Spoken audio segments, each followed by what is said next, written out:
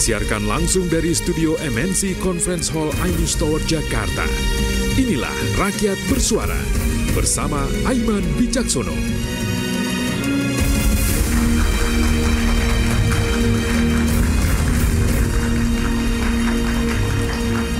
Citra penegakan hukum kembali tercoreng.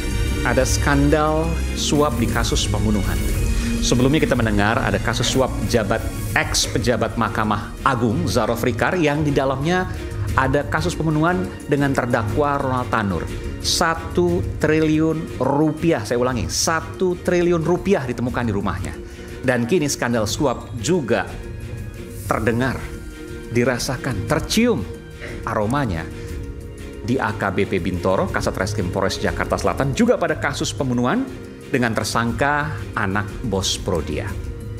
Apa yang terjadi sesungguhnya? Bagaimana kok bisa berulang?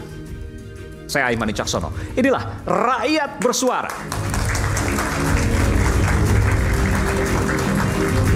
Saya akan undang ke panggung Rakyat Bersuara pada malam hari ini Ketua Indonesia Police Watch IPW, Bung Sugeng Teguh Santoso. Bung STS, selamat datang.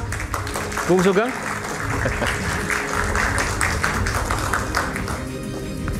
Iya, silakan. Nanti saya akan tanyakan pada Anda, karena pertama kali kasus ini sebenarnya muncul. Ini agak unik, bukan berdasarkan laporan dan sebagainya, tapi berdasarkan pengadilan dan kemudian disuarakan oleh Bung Sugeng. Nanti saya akan tanyakan. Kemudian yang kedua adalah Ketua Harian Komisi Kepolisian Nasional, Kompolnas, Inspektur Jenderal Polisi Purnawirawan Arief Wicaksono. Jenderal yang banyak sekali berkiprah dan bersekolah juga di luar negeri. Jenderal internasional. Silakan, Jenderal. Iya, sebelah kanan. Kemudian Direktur Eksekutif Lemkapi, Bung Edi Hasibuan. Ini kawan lama saya. Bung Edi, apa kabar Bung Edi? Terima kasih juga. Sama-sama mantan wartawan dulu. Oh, saya wartawan. Dulu mantan wartawan dulu, Bung Edi ya. Kemudian ada psikolog forensik, Bung Reza Indragiri. Ini analis kita. Selamat. Dan nanti kita akan undang juga Bung Tony RM yang turut hadir juga beserta dengan keluarga korban, ya. Dan juga saya panggilkan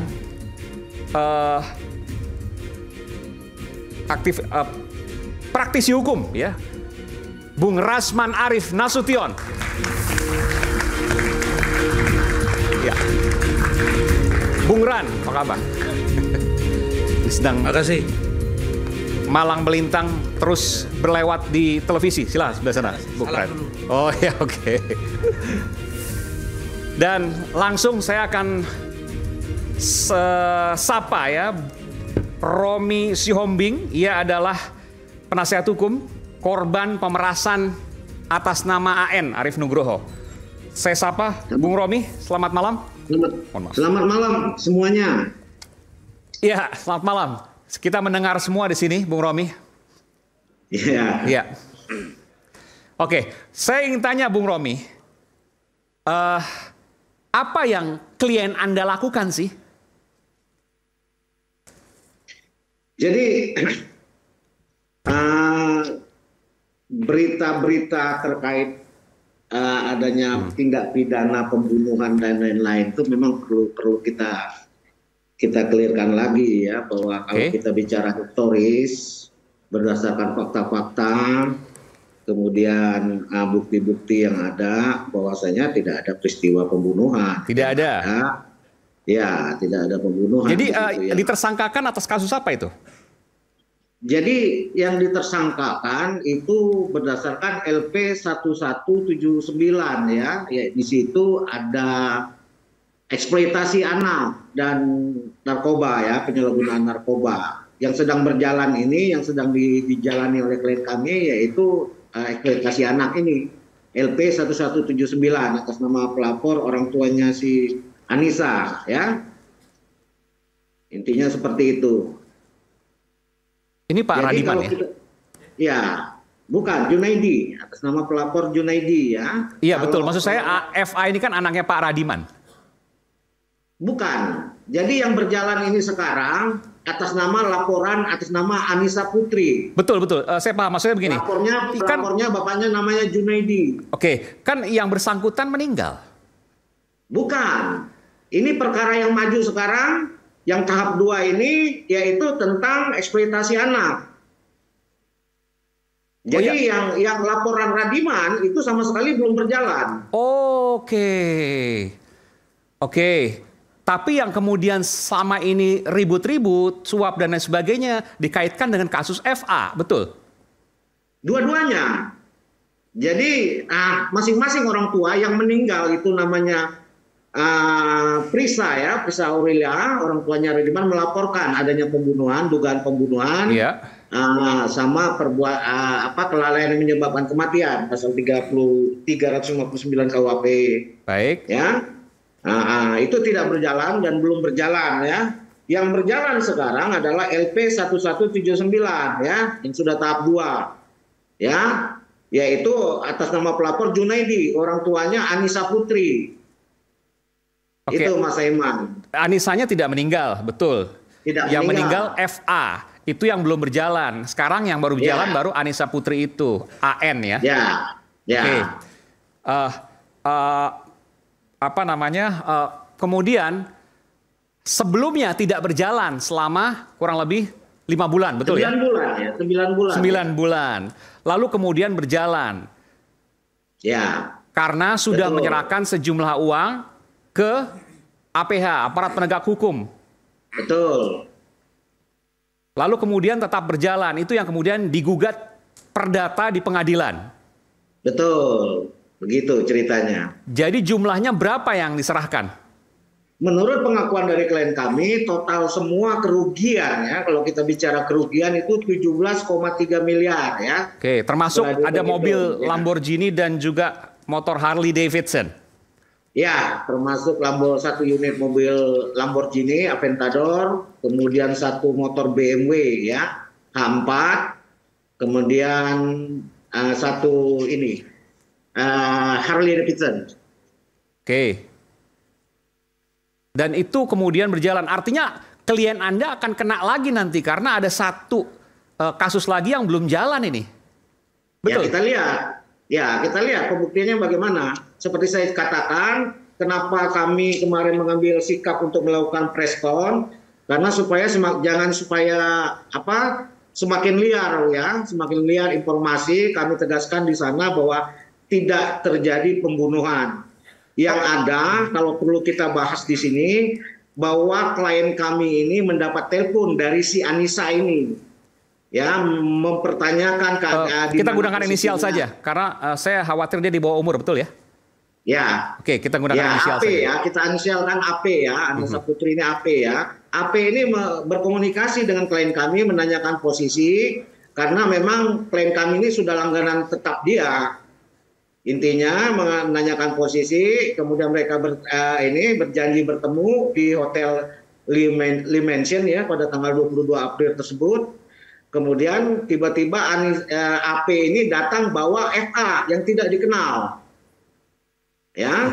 Setelah sampai di hotel, kemudian AP ini kebiasaannya meminta kepada klien kami untuk disiapin narkoba jenis sabu ya. Nah, sewaktu mereka datang itu ternyata mereka sudah sakau dulu, sudah menggunakan dulu di luar. AP dengan korban almarhumah FA, maksudnya itu? Ya. Oke. Ya, sudah menggunakan dulu. Nah, kemudian setelah bertemu dengan klien kami, mereka mengkonsumsi juga narkoba sabu. Setelah mengkonsumsi sabu itu, mulailah ini mereka seperti transaksi sebelum-sebelumnya mereka melakukan hubungan badan nih antara klien kami dengan si AP ini. Nah, sementara FA dan tersangka BH ya, tersangka BH ini mereka hanya ngobrol-ngobrol berdua karena tidak kenal dengan si FA ini. Tiba-tiba si FA ini kejang-kejang. FA ini kejang-kejang karena overdosis, ya giginya gemelutukan apa semua, matanya melotot karena ketakutan. oleh si Bayu ini, dibawa langsung dikirim ke rumah sakit. Sampai di rumah sakit ditinggalkan oleh saudara Bayu. Begitu kejadiannya. Oke, itu versi dari klien Anda. Sebelum saya tanya selanjutnya, saya tanya dulu, klien Anda ini anak angkat atau anak kandung dari bos Prodia? Ya, sebenarnya kalau terkait sana kami nggak bisa sampaikan detailnya. Tapi ada hubungan ya? Ya, ada hubungan lah. Oke, baik. Saya tanyakan, kebetulan di sini ada keluarga dari korban yang meninggal, yakni FA. Mohon maaf, Pak siapa? Radiman. Pak Radiman dan Ibu Nur kalau tidak salah. Iya, Ibu Nureti. Nureti, oke. Tadi disebutkan bahwa mabuk narkoba. Apakah, saya mohon maaf saya harus tanyakan, Pak. Tentu Bapak masih berduka atas kepergian putri Bapak, betul ya? Ya, betul. Apakah betul ia pengkonsumsi narkoba? Apakah ada tanda-tanda seperti itu misalnya? Tidak, Pak. Anda membantah apa ke Bung Romi? Ya, saya nggak tahu apa dia pernah pakai atau tidak, saya nggak tahu, Pak. Ini masih sekolah atau? Udah kerja? nggak sekolah. Sudah kerja? Kerja? Enggak sih, lagi nyari-nyari kerjaan, Pak. Lulus apa terakhir? SMP. Lulus SMP. Iya. Sering di rumah atau sering menghilang misalnya dari rumah gitu? Kadang ada di rumah, kadang katanya mau main ke rumah teman. Begitu sih, Pak. Tinggal di daerah? Kan Epa ini kan udah menikah ya, Pak. Deka Sirih. Ini yang temannya ya? Maksudnya FA-nya. Oh, FA sudah menikah siri. Udah menikah siri. Jadi selama nikah itu dia udah nggak tinggal sama kami. Tinggal sama suaminya? Sama suaminya. Tapi Bapak tahu nikah siri itu? Ya saya yang nikahin. Oke, berarti memang ya nikah resmi tapi tidak tercatat di catatan sipil. Iya, ya? begitu, Pak. Oke. Lalu kemudian? Ya pas kemudian ya dia tinggal di sana. Itu. Bapak nggak pernah kontrol lagi dan lain sebagainya? Paling kita ada komunikasi melewat HP, Pak. Tinggal di sana tuh daerah mana, Pak? Mangga Besar, Pak. Oke, terus? Paling suka ini sama ibunya, nanya kabar, apalagi kan FA kan udah punya anak ya. Kita yang ngerawatnya, terus katanya gimana kabar Dede, paling gitu nanyain kabar. Bapak tinggal di mana? Saya tinggal di Angke, Pak, Jakarta Barat. Oke, nggak seberapa jauh lah mungkin itu ya? Iya. Oke, tapi Bapak tahu nggak kalau anak Bapak tadi disebutkan misalnya sering mabuk narkoba dan lain sebagainya? Oh, nggak tahu, Pak. Nggak tahu. Nggak tahu apa tidak yakin bahwa nggak akan seperti itu atau seperti apa? Ya, atau malah, mungkin saja? Ya, malah saya pikiran nggak yakin anak saya berbuat seperti itu gitu malah. Itu di Mangga Besar tinggal di mana? Kerja apa, Pak? Dia lagi nyari-nyari, Pak. Maksudnya masih nyari-nyari kerjaan gitu. Suaminya memang orang sana asli? Orang sana asli, orang Mangga Besar. Oke. Iya. Dan suaminya pada waktu kejadian di mana itu? Ya di rumah, dia juga sempat nanyain di mana kabarnya gini. Kata saya, ya tahu ini saya juga lagi nyari informasi gitu gimana ininya. Menurut suaminya sering menghilang misalnya dari rumah atau bagaimana? Ya enggak sih, Pak. Coba Ibu, boleh? Ya, saat itu lagi hari Senin emang dia lagi keadaan berantem sama suaminya, terus diajak jalan tuh sama Anissa. Anissa itu kayak kakak kita pakai iparnya. inisial Ibu, AN aja ya? Iya, AN. Ya, sama AN itu diajak lah katanya. Dari suaminya ya. Kata suaminya, emang sempet Bu dia pamit katanya, yang aku main ya sama AN sama ya, Nisa gitu. Terus karena dia lagi berantem, makanya dia diantepin tuh pura-pura tidur. Kalau tahu akan kejadian kayak begitu, mungkin Rehan bangun kali Bu, katanya gitu. Itu yang saya tahu. Sudah lama berkawan dengan AN ini? Itu pas dia berkeluarga saja, karena kan dia satu rumah sama AN. Satu rumah? Iya. Ibu pernah tanya nggak itu AN pekerjaannya apa dan lain sebagainya? Nggak tahu.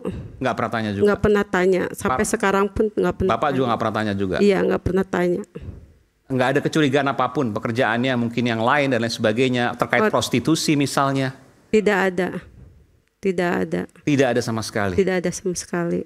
Dan boleh ceritakan bagaimana kemudian kondisi FA sehari-hari? Apakah ia anak yang seperti apa misalnya? Mungkin masuk ke lembah hitam misalnya? Mungkin Ibu punya pandangan seperti itu? Oh, tidak sih. Sewajarnya anak biasa saja. Lagi emang anaknya itu kan kalau soal berteman tuh terlalu tertutup ya. Kalau pulang sekolah ya lagi masih sekolah ya sekolah pulang. Paling kalau mau main kadang suka minta diantar sama bapaknya, teman sekolahnya, Pak. Kalau mau pulang pun minta dijemput.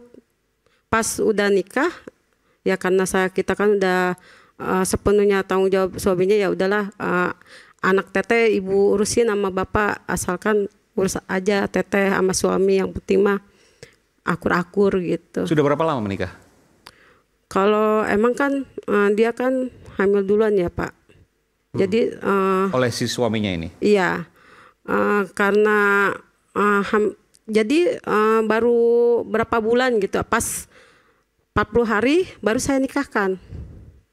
Karena tadinya kan ya udahlah, biarinlah hamil di luar nikah. Tadinya nggak bakalan saya nikahkan, yang biarkan dia sekolah lagi sama pesantren. Tadinya saya mau di pesantrenin di Gunung Bunder, karena keadaannya kata saya udah kita lahirin anak tapi nanti ibu yang asuh, asal teteh sekolah lagi. Ternyata kan suaminya tanggung jawab. Ya udahlah, kalau tanggung jawab, kalau teteh emang udah jalannya kayak begitu ya udah. Tapi nanti kalau udah 40 harian baru saya nikahkan. Akhirnya pas 40 harian si anak saya baru nikahkan. Jadi sekarang anaknya sama saya. Oh, sama ibu-ibu yang merawat? Iya. Ibu kerja apa? Bapak kerja apa? Dagang. Dagang apa, di mana? Dagang keliling. Dagang apa itu? Dagang cilok. Cilok. Bapak juga sama? Sama. Bareng atau pisah? Bareng. Pisah. Kalau maksudnya bareng-bareng, cuman wilayahnya beda-beda. Areanya beda-beda.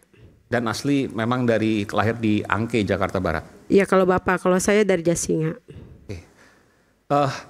Saya ke Bung Romi. Bung Romi, jadi sejauh ini hanya satu kasus yang masih ada. Kasus kedua, Anda meyakini bahwa klien Anda tidak terlibat dalam penghilangan nyawa ataupun kehilangan nyawa dari FA ini?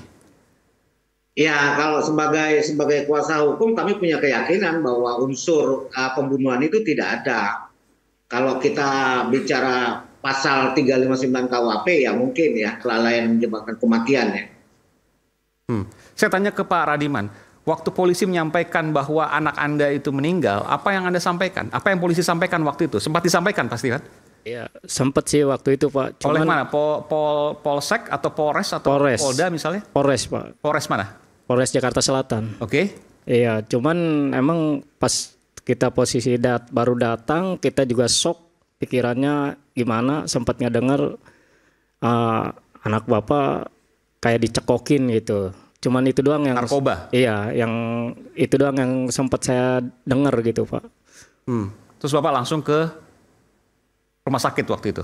Enggak, malah sih saya di situ masih di Polres Jakarta Selatan, masih dipintai keterangan. Oke, baik, kita akan kembali saat lagi pemirsa, tetaplah bersama kami di Rakyat Bersuara.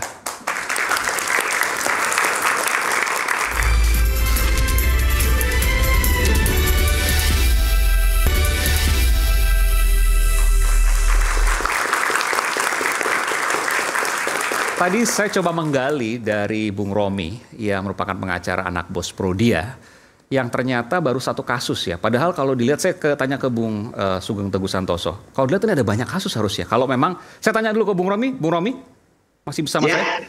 Kalau yang tadi AN tadi itu sudah menikah juga, kalau FA kan sudah menikah. Kalau AN ini dalam data kami belum menikah ya. Belum menikah, oke, baik. Masih 17 tahun ya. 17 tahun, itu masih masuk anak gitu, karena masih di bawah 18 kalau dalam undang-undang. Tindak pidana yang disangkakan kepada klien kami ini bisa berjalan ya. Baik. Sesuai ya. Jadi begini, ini kalau dilihat kan awam saja sudah bisa melihat ada kasus banyak di sini. Satu, narkobanya. Yang kedua, memberikan narkoba pada anak itu kasus lagi, pidana lagi, betul ya? Betul. Lalu kemudian hilangnya nyawa 3. Lalu kemudian ada dugaan kekerasan terhadap anak. Memberi obat pada anak itu Betul. kekerasan. Dan yang kelima, saya nanti konfirmasi ke Bung Romi, ada juga diduga senjata api. Dan itu ada di depan anak. Artinya kan ada unsur pidana di sana. Saya ke Bung Sugeng. Ini banyak sekali tapi baru 1 kasus. 9 bulan lagi prosesnya. Apa yang terjadi, Bung Sugeng? Kami kan IPW ya. Iya. Itu kan mendapat informasi ini karena adanya gugatan pertama. Kami dengar ada gugatan. Kami dalami, kemudian ada informasi sudah beredar rupanya berita juga ya. Kemudian kami dalami.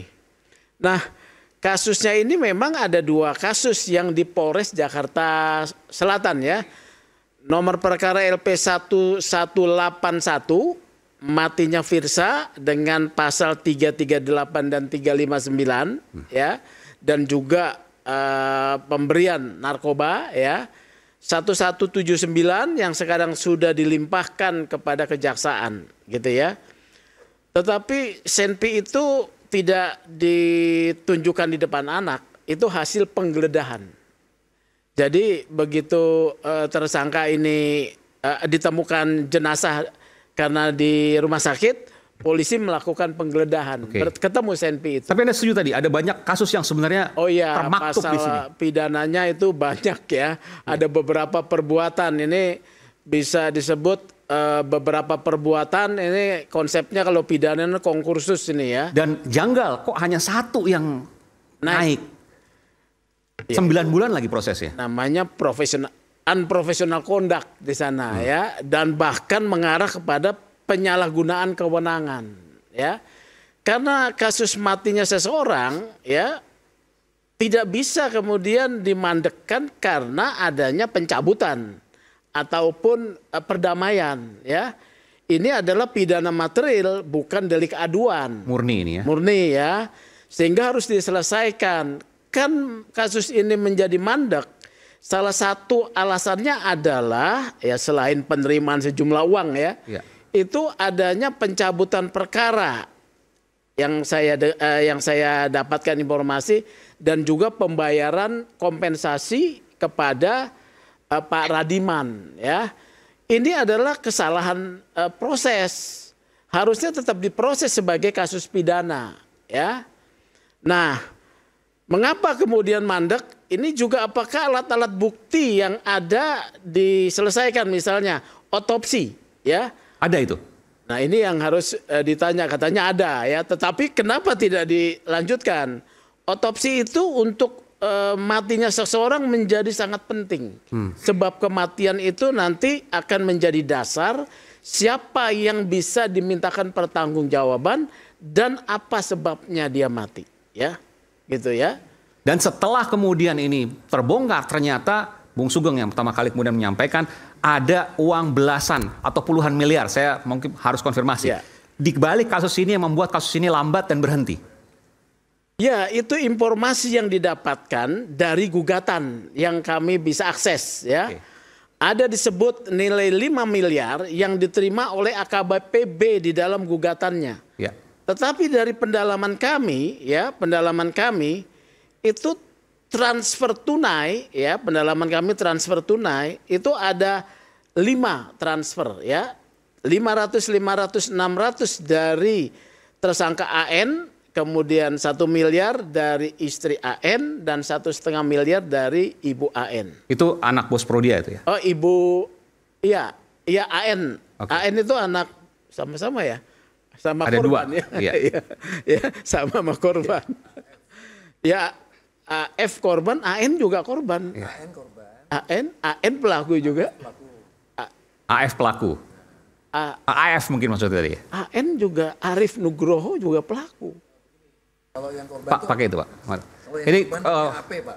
Anissa juga. Anissa Putri. Pakai. Oh, AP ya. AP Pak. AP. Ya. Ya, AP. Jadi seperti itu ya. Jadi di sini ada proses unprofessional conduct. Tapi saya duga macetnya ini karena pemberian uang. Macetnya karena pemberian uang. Ya, ya.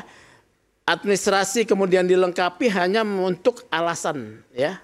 Alasan yang saya maksud itu adalah perdamaian dan juga pencabutan perkara. Ini kan tidak bisa dipenuhi dalam kasus matinya seseorang. Saya ke Bung Tony. Bung Tony, selamat datang Bung Tony.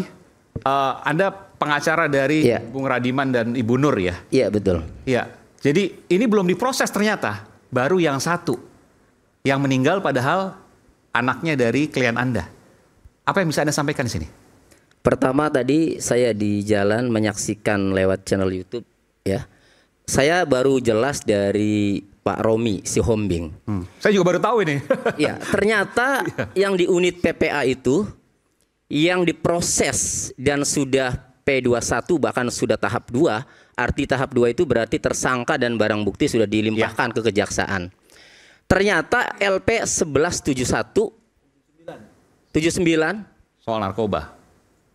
Soal eksploitasi anak dan penyalahgunaan narkoba melibatkan anak.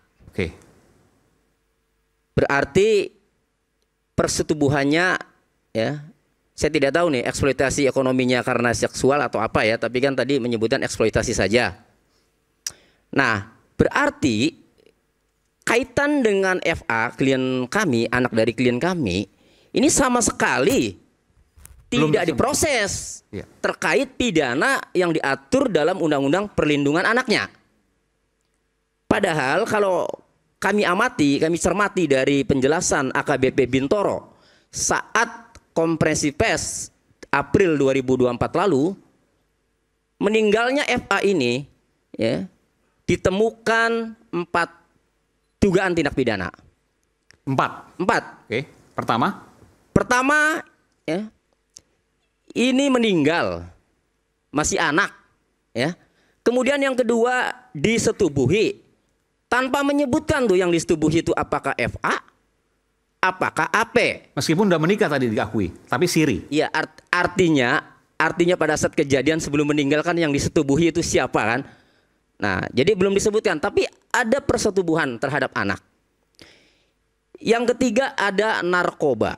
Karena jelas narkoba ini adalah alat yang mengakibatkan kematian, dicekoki. Yang keempat adanya senjata api.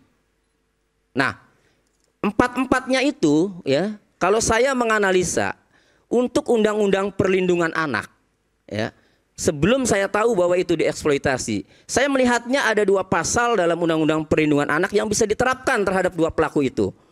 Pertama adalah pasal 81 ayat 1 ya, kekerasan memaksa anak ya dengan ancaman atau ancaman sehingga terjadi persetubuhan. Ancaman hukumannya itu 5 tahun minimal, paling lama 15 tahun. Yang kedua pasal 89 ayat 1, penyalahgunaan narkoba dengan melibatkan anak. Jelas itu, karena dicekoki berarti penyalahgunaannya melibatkan anak. Tapi saya tidak tahu ini kan, diterapkan tidak pasal tersebut sampai P21 sampai tahap 2 itu. Karena sampai saat ini ya, terus terang kami belum pernah, keluarga korban belum pernah menerima SP2HP. Jadi kasus ini gelap nih. Iya. Nah, kemudian itu baru Undang-Undang Perlindungan Anak kan. Kemudian untuk kasus narkobanya lebih masuk lagi sebenarnya. Diatur di dalam pasal 116, menyalahgunakan narkotika golongan 1 terhadap orang lain. Arti terhadap itu orang lain itu tidak menghendaki. Persis apa yang dikatakan AKBP Bintoro, dicekoki ya. Atau memberikan narkoba untuk digunakan orang lain. Nah, ini dikehendaki, tapi tetap barangnya dari orang tersebut. Mengakibatkan orang lain itu mati atau cacat permanen, maka dipidana penjara pidana mati atau penjara seumur hidup. Tetapi sampai hari ini pasal itu tidak diterapkan. Kami belum pernah mendengar. Karena mengakibatkan mati jelas FA mati. Kalau mengakibatkan cacat permanen jelas AP itu cacat, Pak. Ini bibirnya ini bolong, Pak. Saking kencangnya ya, itu overdosis, itu gigit bibir bawah itu bolong. Ada sebesar ini jari dan udah ditambal. Artinya sampai sekarang juga cacat kan. Tapi tidak pernah tuh diterapkan. Itu pasal yang berat. Kemudian senjata api ya, katanya ditangani Polda Metro. Sampai sekarang juga tidak ada kabarnya. Nah, malah laporan klien kami 1181 ya, malah dibuat pasal 338 pembunuhan dan atau 359. Jadi kalau saya melihat mengutip atau menanggapi dari Pak Sugeng, ini sepertinya mandek karena ada perdamaian. Analisa saya bukan. Ini menurut saya dikondisikan sebelum adanya perdamaian dengan bukti menerapkan pasal 338 dan atau 359. Akan saya jabarkan. 338 dan 359 ini ancaman pidana yang tidak ada minimalnya, Pak. Beda dengan Undang-Undang Perlindungan Anak, Undang-Undang Narkotika minimal 5 tahun, paling singkat 5 tahun, paling lama 15 tahun.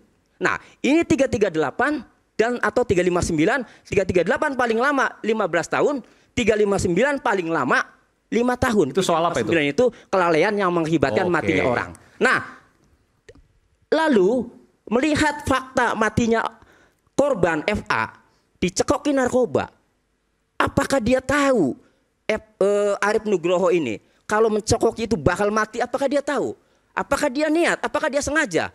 Saya bukan dalam hal ini, saya harus objektif. Belum tentu juga dia niatnya membunuh. Sementara pasal 338 harus ada niat dengan sengaja merampas nyawa. Niat itu begini, kita ketahui ini kalau saya bacok lehernya putus, ini mati nih. Jelas niat. Tapi kalau dicekoki narkoba, belum tentu juga niatnya membunuh. Tapi berakibat meninggal. Jadi pengondisian pasal ini menurut saya apabila nanti di pengadilan tidak terbukti pasal 338-nya, maka dikenakan dakwaan alternatif yaitu pasal kelalaian yang mengakibatkan matinya orang 359. Ancaman hukumannya paling lama 5 tahun. Ya, 2 tahun bisa, 1 tahun ini bisa. Loh, ini sebentar ya. Jadi memang perdamaian, pembayaran kompensasi dan pencabutan perkara itu adalah instrumen untuk melakukan memandekkan perkara. Itu adalah modus. Dan dugaan itu karena uang. Ditambah itu, tetapi dugaannya karena uang. Ya, ditambah itu. Soal penerapan pasal kan 359 juga naik ke pengadilan ya. Ya kan? Kalau memang diteruskan. Tapi instrumen yang memang biasa digunakan oleh oknum penyidik itu bagaimana mematahkan laporan tersebut, gitu ya. Padahal ini tidak boleh. Intinya supaya hukumannya ringan lah. Enggak, dimandekkan. Oh, dimandekkan. Supaya mandek karena ada pencabutan, ada pembayaran kompensasi. Ini adalah alat kerja untuk melakukan penyalahgunaan kewenangan. Efeknya kan kasusnya tetap jalan P21, kan nggak mandek. Enggak, itu untuk yang 1179 yang dibicarakan oleh Mas Tony itu dengan LP korban FA 1181 1181 supaya mandek, iya, supaya nggak bisa diproses. Benar, terhadap 1179 juga begitu. Makanya di Agustus ketika Kapolres melihat ini tidak jalan, dia perintahkan untuk dilanjutkan. AKBP B kemudian dipindahkan ke Polda, gitu loh. Maka oleh AKBP G dilanjutkan prosesnya. Jadi harus ingat ya, penyalahgunaan kewenangan oleh penyidik tuh banyak modelnya. Nah ini gimana kok bisa dengan direkayasa sedemikian rupa sehingga bisa mandek? Logika gimana? Logikanya gini. Sederhananya gimana? Kan ada laporan. Ya. Laporan ini adalah instrumen awal untuk melakukan satu proses pidana. Oke. Laporan ini kemudian dilumpuhkan dengan cara dicabut. Oke. Gitu ya. Ya. Kemudian supaya ada alasan pencabutan, instrumen pembayaran ganti kompensasi dilakukan kepada korban. Korban kepada Pak Radiman. Dan sudah diberikan uangnya. Sudah 300 juta. 300 juta ya. Ya, sudah. Jadi ini adalah alat kerja untuk menyalahgunakan kewenangan. Jadi yang jalan hanya kasus yang perempuan yang satu lagi? Juga, dua-duanya berhenti. Nanti gitu tapi udah P21. Nah, Agustus 2024 dipindahkanlah AKBP B menurut informasi karena tidak menindaklanjuti kasus. Dia dipindahkan ke Polda diganti oleh AKBP G. Oleh AKBP G diteruskan, bahkan kemudian ditangkap lagi nih 2 orang. Nah di sini terjadi lagi penangguhan lagi dengan kemudian memberikan sejumlah uang. 1179 pada 16 Desember jaksa sudah menyatakan P21. 1179 ya.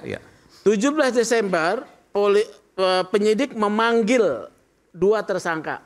tetapi tidak hadir, baru pada 21 Januari ditangkap. Ya. Sebetulnya kan harus ditangkap dekat-dekat, tetapi karena sudah menerima uang untuk penangguhan penahanan, dia melambatkan AKBPG ini, ya. Jadi di sini rangkaian penyalahgunaannya itu berurut-urut ya, berturut-turut ya. Jadi ganti pejabat tetap berlangsung suap itu dugaannya ya. Jadi ada penangguhan, menahan, tidak menahan ini komoditi ya, digunakan oleh oknum-oknum penyidik ya, komoditi untuk mendatangkan uang ya. Jadi disinilah pentingnya pengawasan baik Kompolnas, Propam ya, dari pengawasan atasan. Dan kalau didiamkan maka kasus meninggalnya FA tidak akan bisa dikasuskan. Akan diam. Ini kan jadi ramai karena kita angkat ya. Jadi kehilangan nyawa dari anak Pak Radiman dan Ibu Nur, kliennya Pak Tony, nggak akan naik kasusnya kalau ini didiamkan. Ya, makanya kalau saya setelah ternyata tersangka ini anak angkatnya bos Prodia, saya jadi berpikiran seperti tadi. Jangan-jangan penentuan pasal 338 ya, ini ditentukan sejak awal karena ini orang kaya kan. Nah, sehingga saya sih nih tadi baru saja saya dari Polres Jakarta Selatan ya, untuk diperiksa sebagai saksi pelapor untuk BAP lanjutan. Karena sudah dikirimkan ke jaksa, dikembalikan lagi ada petunjuk. Dan tadi ketika lihat meninggalnya karena dicekoki narkoba, apakah masuk nih unsur pembunuhannya? Jadi kesimpulan saya ya, ini mandeknya bukan hanya setelah ada perdamaian, niatnya ketika menentukan pasal yang jelas-jelas ya, berpendapat saya belum tentu masuk unsur pasal 338 diterapkan. Ini kan menurut saya suatu cara kan. Ya, nah ditambah lagi adanya perdamaian. Sehingga jadi ada alasan lah. Intinya semua direkayasa karena uang. Dikondisikan. Ya direkayasa sama aja kan. Karena uang itu dugaannya kan? Itu dugaannya. Nah, oleh karenanya pasal 116 ini Undang-Undang Narkotika ya, kami minta agar Kapolri atau Kapolda ya atau Kapolres agar mengumumkan prosesnya sejauh mana ya. Undang-undang narkotikanya, penegakan hukumnya dan senjata apinya, Undang-Undang Darurat nomor masih menggantung tahun 1951. Isu hangat kadang bikin penat, apalagi kalau kita tidak bisa mencerna dengan cermat. Jangan lupa cangkir kopi hangat yang nikmat untuk menemani kebersamaan dalam program Rakyat Bersuara. Kami akan kembali bersama Rakyat Bersuara.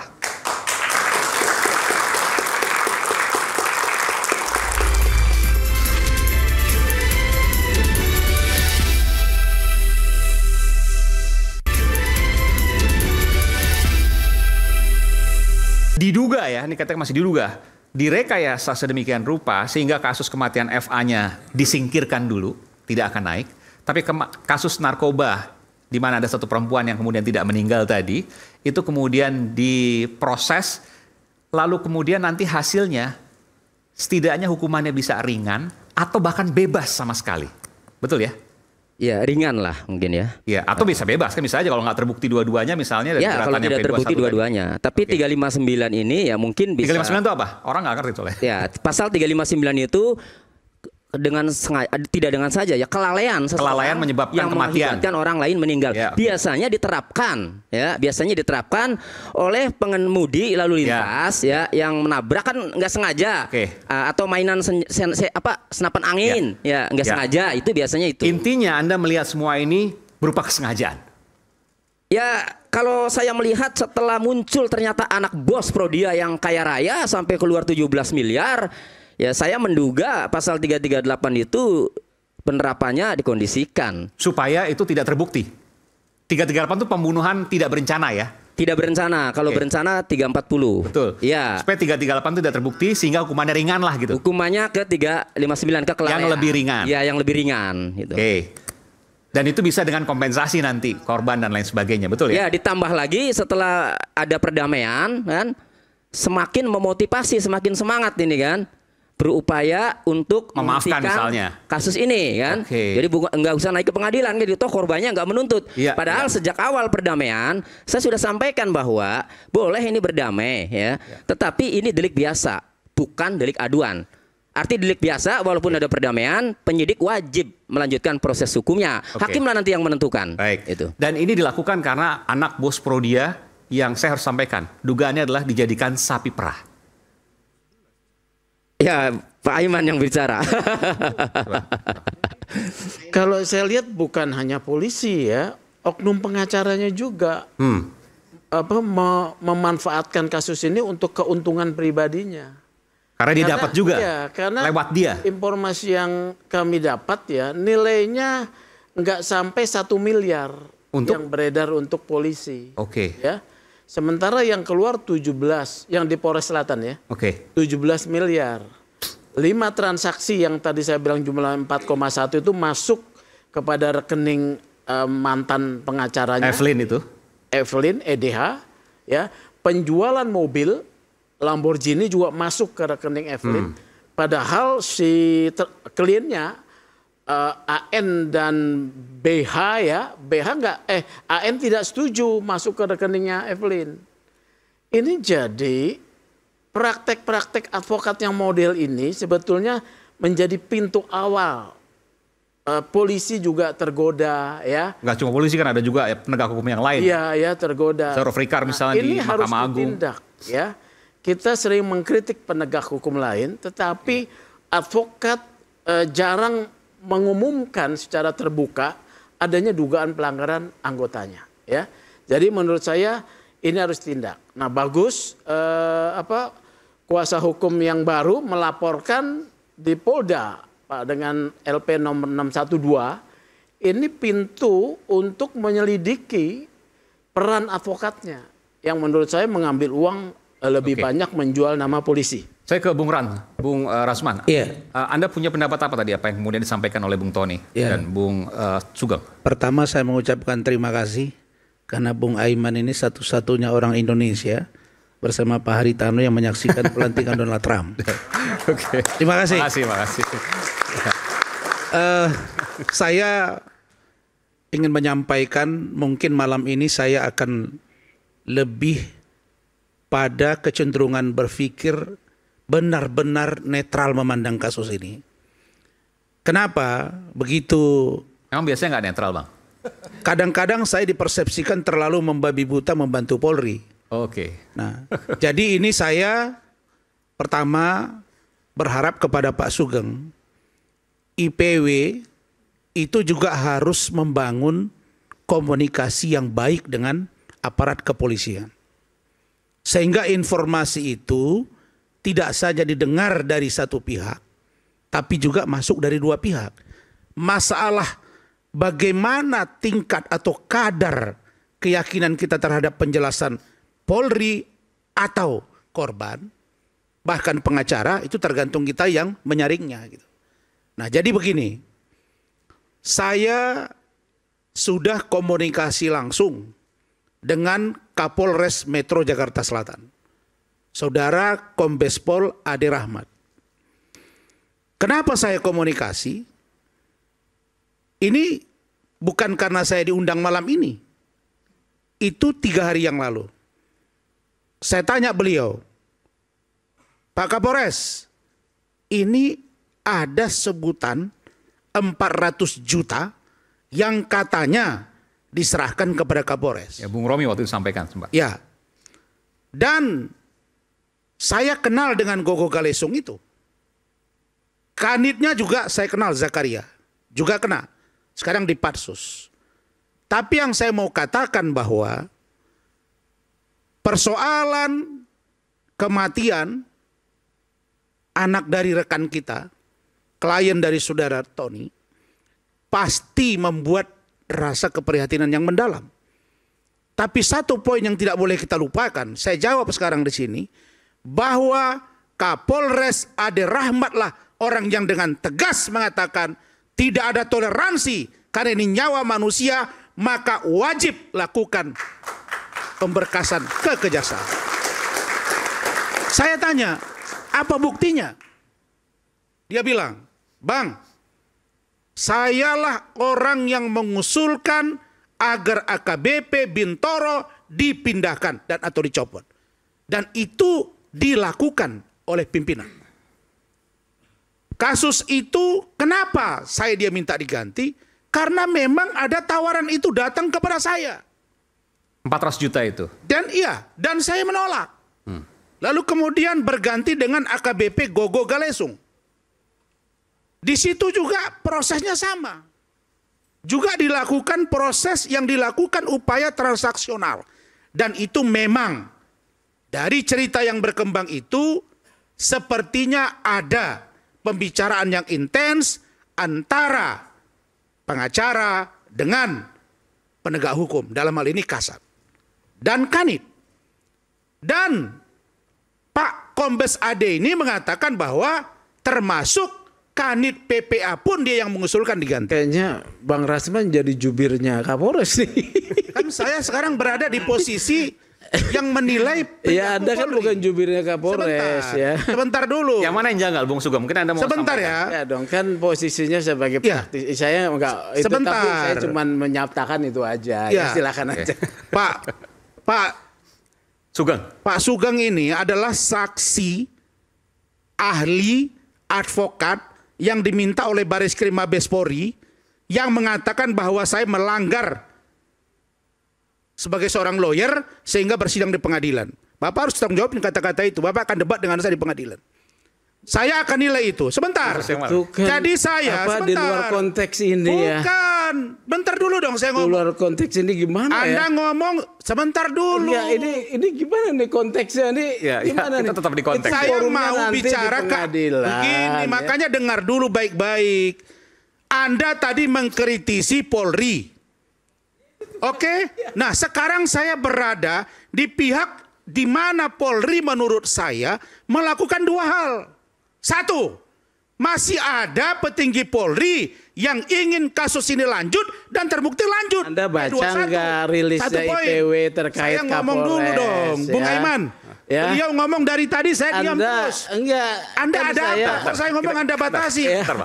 Anda baca nggak rilis saya bahwa juga pernyataan saya tadi begini aja, bahwa Pak Kapolres itu yang meminta kasus ini ditindaklanjuti ya, memindahkan itu kan saya udah sampaikan ya. Kalau Anda sampaikan, saya sampaikan yang lebih tegas. Sekarang saya tanya, Anda bicara nggak dengan Kapolres?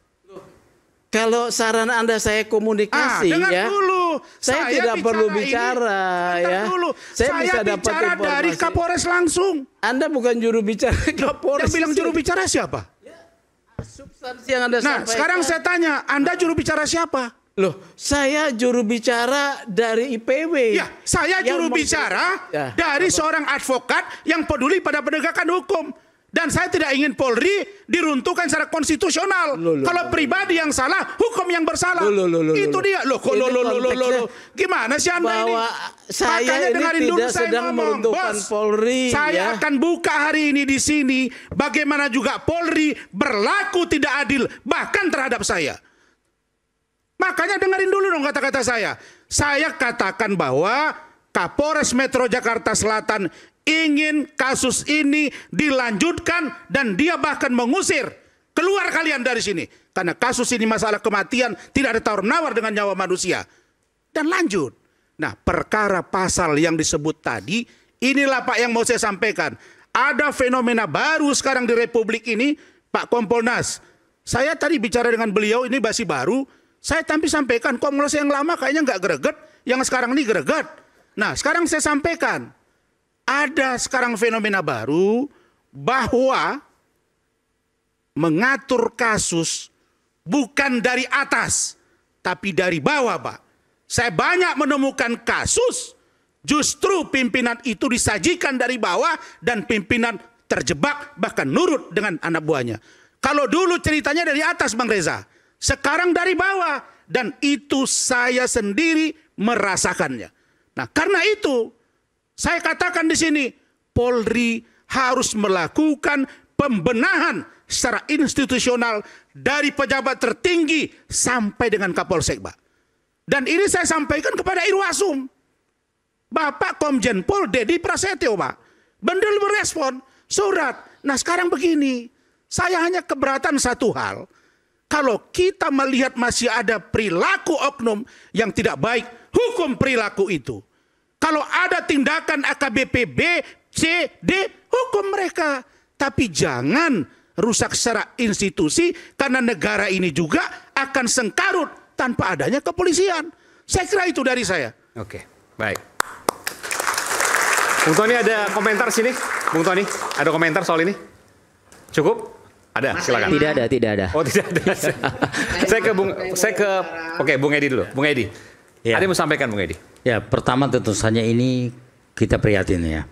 Tapi Anda setuju dengan apa yang disampaikan tadi, bahwa ada dugaan rekayasa, saya nggak tahu mulai dari mana, tapi dari kasus ini untuk hukuman ringan dan bahkan bebas.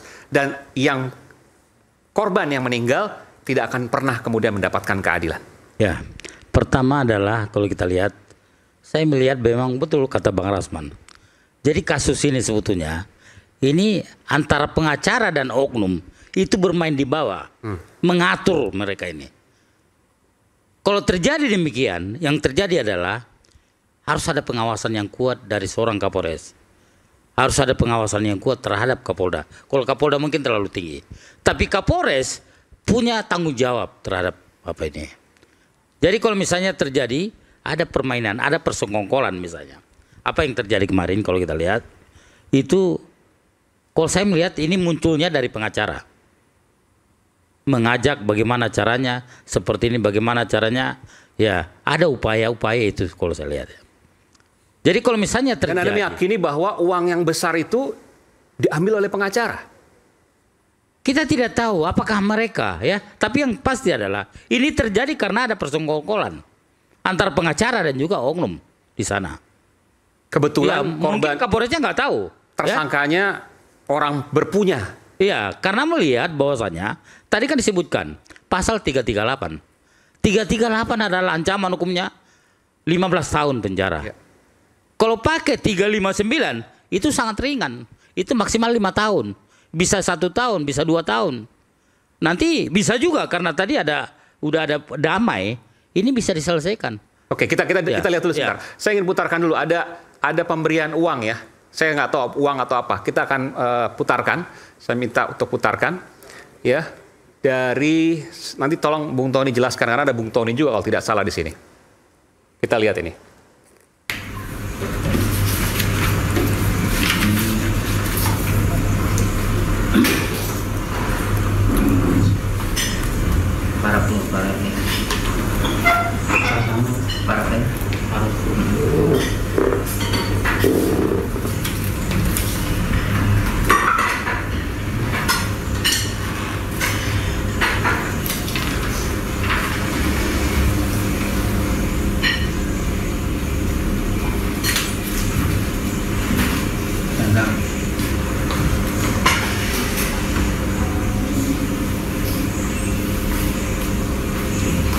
Ini ada Evelyn. Oke. Satunya dari sini ya. Nama. Iya. Tanda tangannya sini.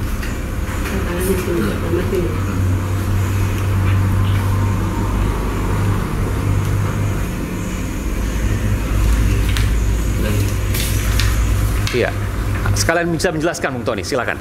Ya, ini Paradiman ya menandatangani itu karena untuk bisa nerima 300 juta itu harus menandatangani 2, ya 1 surat perdamaian, yang kedua surat pencabutan laporan. Enggak, siapa yang memberikan 300 juta kepada siapa untuk apa? Ya, itu dari istrinya Arif Nugroho yang pakai masker tuh. Itu yang tersangka ya? Ibu Nur Aiti itu. Tersangka, ya, tersangka yang memberikan itu istri 300 juta kepada Paradiman. Kepada Paradiman dan langsung. Ibu Nur. Untuk apa diberikan 300 juta? Ya kompensasi lah, uang perdamaian lah. Ya, jadi uang perdamaian. Ya, uang perdamaian. Atas kematian anak dari Radiman dan Ibu Nur. Ya, agar laporan itu dicabut lah. Agar laporan dicabut. Ya. Nah, ini kan maaf ya, Bung Aiman. Sebentar, Pak. Saya dengarkan dulu, bentar. Sementara saya foto aja dulu ya. Nah, ini Evelyn. Oh, ini yang sebelah kanan Evelyn ya. Paling belakang ini Evelyn. Yang menggunakan blazer. Apa namanya, baju warna hijau telur asin lah. Ya, ini yang telur asin ini. Ini Eplin Doharsi Polda Galung, pengacara dari Arif Nugroho dan Bayu. Nah, yang pakai masker itu istrinya Arif Nugroho, dia mengaku paling sebelah kiri ini ya, sebelah kiri layar ya. Sebelahnya adalah istri ya, tersangka. Yang pakai masker istrinya Arif Nugroho, dia mengaku istrinya Arif Nugroho.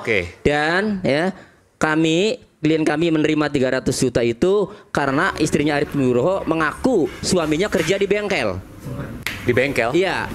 Di bengkel motor, pekerja biasa. Maksudnya? Ya, artinya saya kaget setelah saya tahu ternyata anak angkatnya bos Frodia, kan begitu. Jadi waktu itu mengaku orang biasa-biasa saja. Dan kita nggak tahu apa yang benar, mana yang salah. Iya.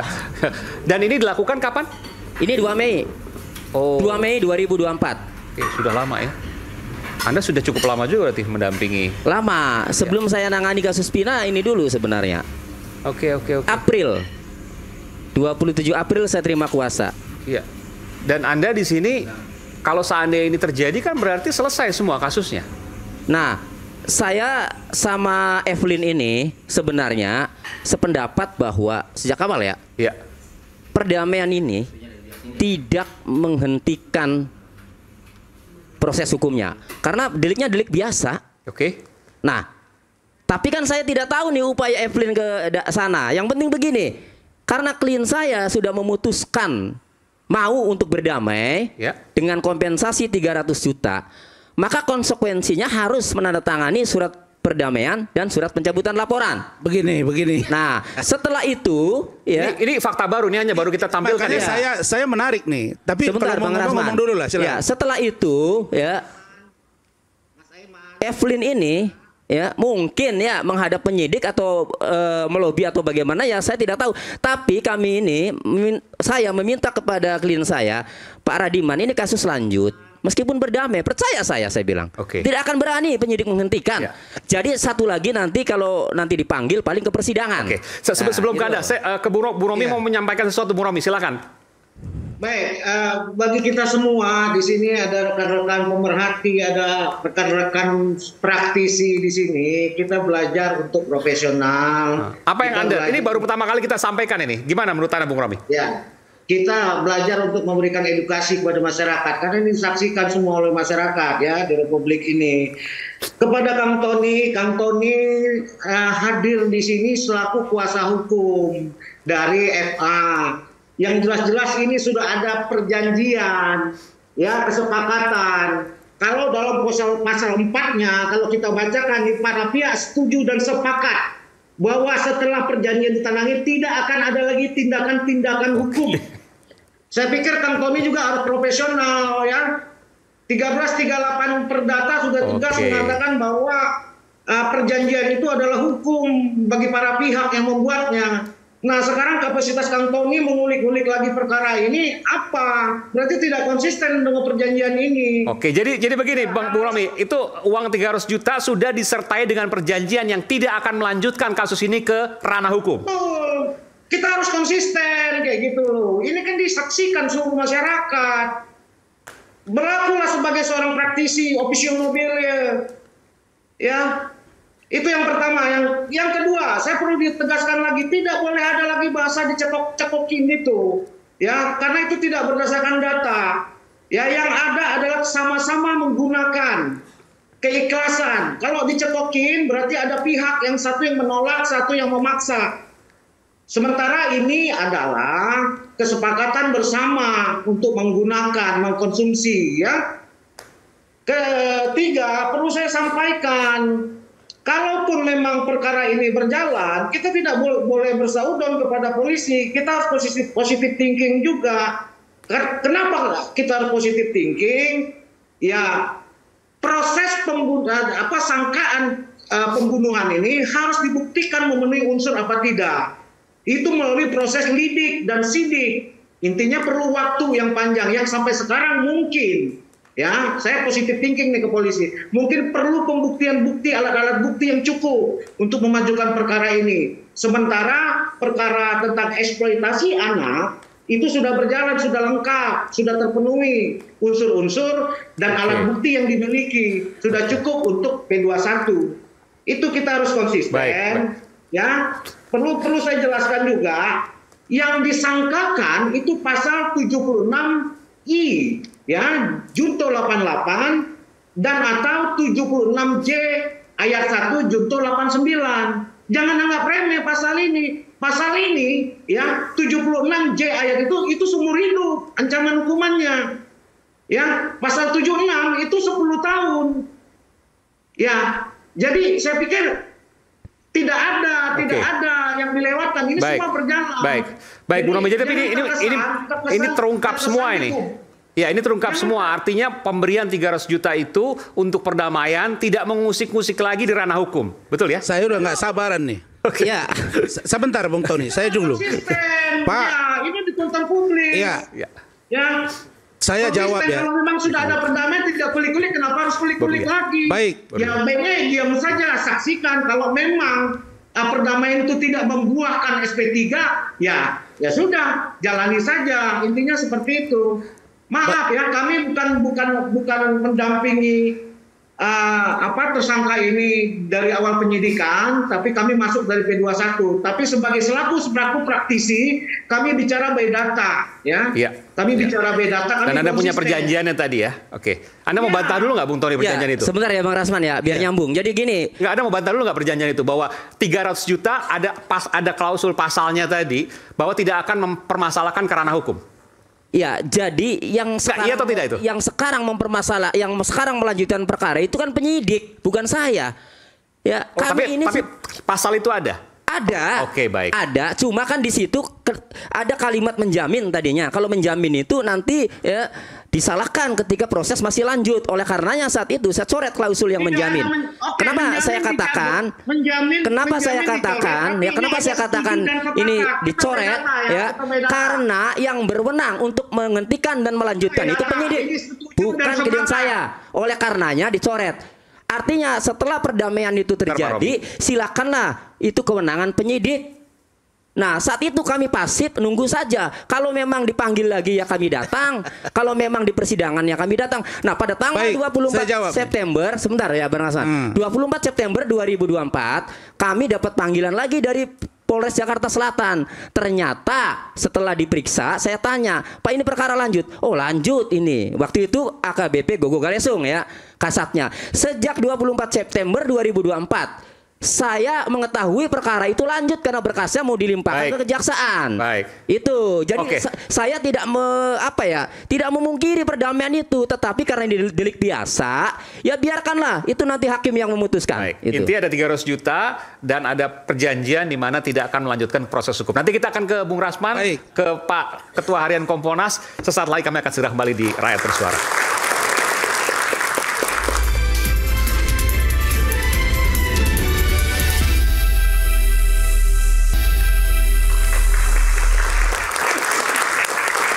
Jadi sekalian minta putarkan lagi tadi videonya. Ada video perdamaian antara Evelyn, Bung Tony yang mewakili Pak Radiman dan Ibu Nur, ayah dan ibu korban FA yang meninggal, yang kemudian diberikan uang 300 juta rupiah dari pihak tersangka anak bos Prodia kepada ibu Pak Radiman dan Ibu Nur ya. Sampai sekarang masih disimpan uangnya, masih ada ya. Oke, mungkin sudah digunakan. Oke. Dan kemudian ada klausul pasal yang menyatakan bahwa tidak akan mempermasalahkan secara hukum di dalam perjanjian itu. Betul ya? Betul, Anda mengakui. Dan ini artinya kalau hanya kasus yang kemudian ada seperti ini, maka di bayangan awal ini bisa bebas tanpa ada kasus apapun. Saya ke Bung Rasman, silakan. Baik. Nah, ini tuh Bang Sugeng, abang saya. Yang abang bilang tadi, saya duga keras dialamatkan kepada Tony. Tony harus bertanggung jawab dengan kejadian ini. Tidak mungkin ibu ini paham. Yang namanya 300 juta, saya tanya ibu sekarang, mohon dijawab dan bapak. Apakah bapak rela anak bapak meninggal dunia dikasih 300 juta? Tolong dijawab, Pak. Saya tanya Bapak, apakah Bapak setuju 300 juta diganti dengan nyawa anak Bapak? Ya, sebenarnya tidak, Pak. Ya, kalau tidak, siapa yang menyuruh Bapak menerima uang 300 juta? Bapak bicara yang jujur, Pak. Supaya kita terang mencari rangkaian peristiwa ini. Ya sebenarnya sih nggak ada yang menyuruh ya. Nah terus bagaimana ceritanya bisa 300 juta, Pak? Karena pertamanya kan kami tidak menerima ya Pak. Ya. Dari awal istrinya tersangka datang ke rumah Hajiah. Dan kami pun tadinya tidak mau menerima karena kita tuh takut ya. Belum pernah megang uang sebesar itu. Ya. Tiba-tiba dia ngasih. Aku bilang ini uang apa? Nah, dia datang ke rumah ibu didampingi pengacara Tony atau dia belum. langsung? Tidak. Apakah sebentar Bu? Apakah ibu sudah bicarakan dengan pengacara Tony uang itu? Oh belum, sebelumnya kita belum pakai pengacara. Tapi waktu saudara terima uang itu ada pengacara Tony? Ya, saat itu dia menawarkan yang dia kan 3 kali ke rumah ya Pak. Ya. Ya Pertama tadi. itu siapa maksudnya? Keluarga dari tersangka. Terus udah gitu dia ngomong gini, Bu, kita berkeluargaan aja ya. Soalnya saya juga kan punya anak seusia cucu ibu. Anak kami butuh ayah dan kami pun orang biasa. Dan kita ngelihat juga istrinya kan seperti batin gitu. Dia tuh sampai kurus badannya kayak menahan batin. Jadi saya tuh merasa iba. Nah, sebentar Bu. Ya. Bu. Ya. Rasanya berat diterima nalar saya. Anak ibu meninggal dunia. Lalu kemudian datang orang nawarin 300 juta dengan alasan kurus anak ibu segala macam. Ibu, bentar Bu. Bu, mohon maaf. Ibu kalau bicara berbohong di sini bisa pidana, Bu. Keterangan palsu. Sebentar, saya bicara dulu. Sebentar. Ada ancaman-ancaman lah. Bang, pidana, cerita aja. Itulah Bang. Saya kan mau bertanya, Bang. Selama masih baik-baik, oke. Kalau udah nggak baik-baik nanti saya potong. Inilah yang tidak bisa kita melihat sepotong-sepotong. Apa yang mau Anda sampaikan? Itulah hebatnya rakyat bersuara, menampilkan hal ini sehingga terbuka mata. Oke, saya lanjut. Bung Tony, Anda kan tahu, Anda ini orang yang juga main di media sosial, sangat getol. Nanti biar didalami sama Bang Reza sebagai ahli forensik. Saya yakin beliau sudah berubah wajahnya tadi. Ada apa dengan Tony? Yang selama ini kita sangat simpati dengan Adinda. Tapi kejadian ini membuka tabir bahwa dengan perjanjian yang kalian lakukan, bahwa kasus ini kalian setuju untuk dihentikan dengan banter 300 juta. Coba jawab pertanyaan saya. Bukankah itu maksudnya? Makanya Anda jangan langsung ngomong ini Tony harus bertanggung jawab. Loh. Anda tahu tidak saya terima kuasa itu bagaimana awalnya? Sekarang Anda tahu tidak? Sebentar. Anda tahu tidak? Saya baru tahu ini. Nah, kalau tidak tahu, jangan mengatakan saya bertanggung jawab. Kita baru Anda terima gimana sekarang sih? atau tidak? Masih bagus Anda tanya.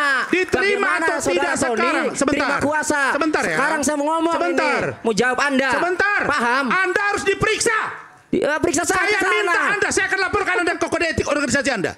Saya akan laporkan Anda. Saya khawatir setruk Anda ya. Jadi setruk. Pelan-pelan. Anda, ini nyawa manusia melayang. Ya, makanya Anda orang harus yang membela tahu. Vina Eki. Ya, makanya. Tapi 300 juta Anda barter di depan Anda. Saya Anda dengarkan. putar pasal. Anda dengarkan, saya mau sampaikan ya. Apa Anda ini? Anda dengarkan, saya mau sampaikan bagaimana Anda jadi kuasa hukumnya Paradiman ya. Iya. Paradiman itu menghubungi saya tanggal 27 April 2024. Setelah ia menerima kedatangan beberapa kali dan menerima uang 20 juta. Meminta saya adalah untuk mendampingi dia mau memutuskan perdamaian. Pada saya waktu itu Anda kuasa hukumnya nggak di situ? Anda kuasa hukumnya nggak di situ? Oh iya, itu tanggal 2 Mei. Kalau Anda kuasa hukum di situ, Anda harus bilang dong. Kalau ini terima uang, emang ada uang cuma-cuma. Bentar bos. Dengarkan saya mau cerita gimana Anda? Orang saya belum cerita. Saya Anda melihat salahkan Anda gimana ini sih? begini. Anda saya mencoba mau cerita mengklinik. dulu. Anda itu saya tidak mengalami. Ya. Saya minta Polres organisasi. Anda jangan main-main ini nyawa orang. Ya.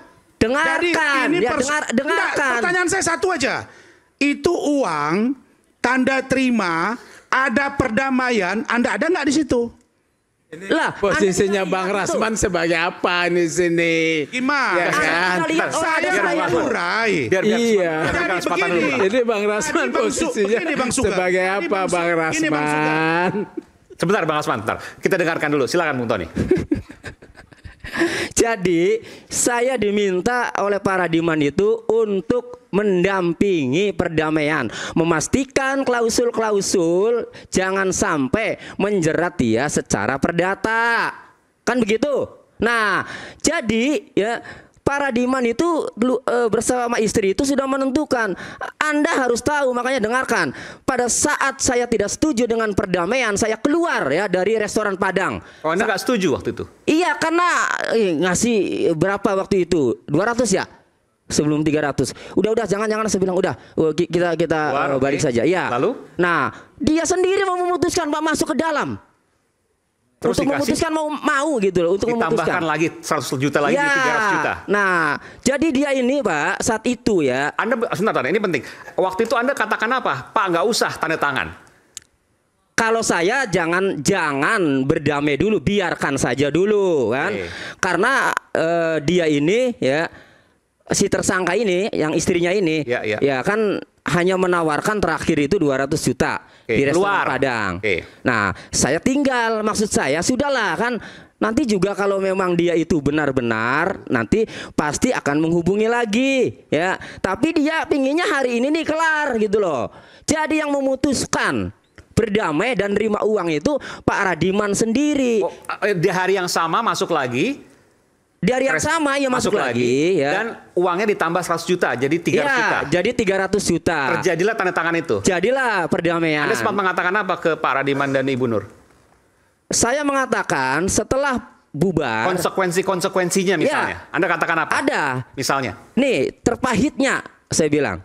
Terpahitnya jika polisi berani menghentikan, Anda harus ikhlas dengan menandatangani perdamaian ini. Tanya saja. Terpahitnya. Tetapi ya saya bilang ini menurut saya lanjut karena ini delik biasa. Nah kemudian setelah bubar ya saya pastikan ini lanjut ya. Jadi Anda jangan berpikir saya nanti dituntut enggak ya kan itu, kok kasusnya lanjut. Saya kasih tahu sejak awal ya bahwa dia minta perdamaian ditandatangani, minta tanda tangan pencabut laporan ditandatangani. Artinya tidak ada yang menipu kan itu. Nah, jadi kalau lanjut tidaknya itu urusan penyidik. Dan bisa tidak lanjut juga. Kenapa? Karena bisa jadi tidak dianggap tidak sengaja membunuh, seperti katakanlah kecelakaan lalu lintas. Dengan perdamaian selesai kan begitu. Karena tidak ada yang menuntut. Kan logikanya begitu. Ya, makanya setelah ada perdamaian itu, kemudian pengacara Arif Nugroho itu mungkin semakin yakin toh korban sudah tidak menuntut kan begitu, melobi lah mungkin ya, akhirnya terjadi rame seperti itu, ada uang sampai sekian miliar kan gitu. Nah jadi kami ya itu saat itu juga tahu Pak perkara ini bakal lanjut itu loh. Nah jadi jangan bilang Tony harus bertanggung jawab Anda ini Jadi begini. Tapi betul ya Bung Rasman ya, bahwa dengan tanda tangan itu bisa selesai semua. Begini. Makanya kami udah senyum-senyum semua ini dengan Pak Edi. Bang Sugeng, saya di dalam poin IPW mengungkap kasus ini itu kita angkat tangan. Yang saya mau bilang sama Bang, mohon maaf, Tony ini kan adik saya hormat sama dia. Rasanya juga saya nggak masuk di akal sekuritis Tony, gitu loh. Gitu loh. Oke? Tadi 20 juta nolak. 200. Tadinya kan 20 juta dulu tadi kata Ibu. Nolak, diterima 20 juta itu. 200 nolak, 300 terima, 1 miliar clear. Kalau ada uang yang diberikan dalam kasus yang bukan delik aduan, seyogianya pengacaranya mengatakan tolak supaya kasus ini lanjut. Dia harus teriak-teriak, bukan diam dan sekarang baru ngoceh karena Bang Sugeng. Jadi menurut saya, mohon maaf Arinda Tony, Anda tidak fair. Tidak boleh dibarter kasus yang seperti ini. Itu kan namanya barter. Buktinya pengacaranya udah ngoceh. Kau sepakat sama kami. Maka saya bilang, jangan-jangan Tony termasuk dalam jaringan ini. Bisa jadi loh. Bisa jadi ada kesepakatan. Sudahlah, cincai. Saya nggak mau tahu, tutup mata, tutup telinga, kalian atur lah. Kalau besok meledak, meletup, saya nggak ikut-ikutan. Terseret. dia salahkanlah polisi. Saya yakin nanti Gogo Galesung, Zakaria yang sekarang di Pansus Penempatan Khusus akan mengungkap. Kalau ada perdamaian begini, pengacaranya Sefalina itu akan ungkap. Kalau Tony terlibat, ya pertanggungjawabkan. Saya sangat sesalkan. Kenapa Tony sekarang bertanggung jawab?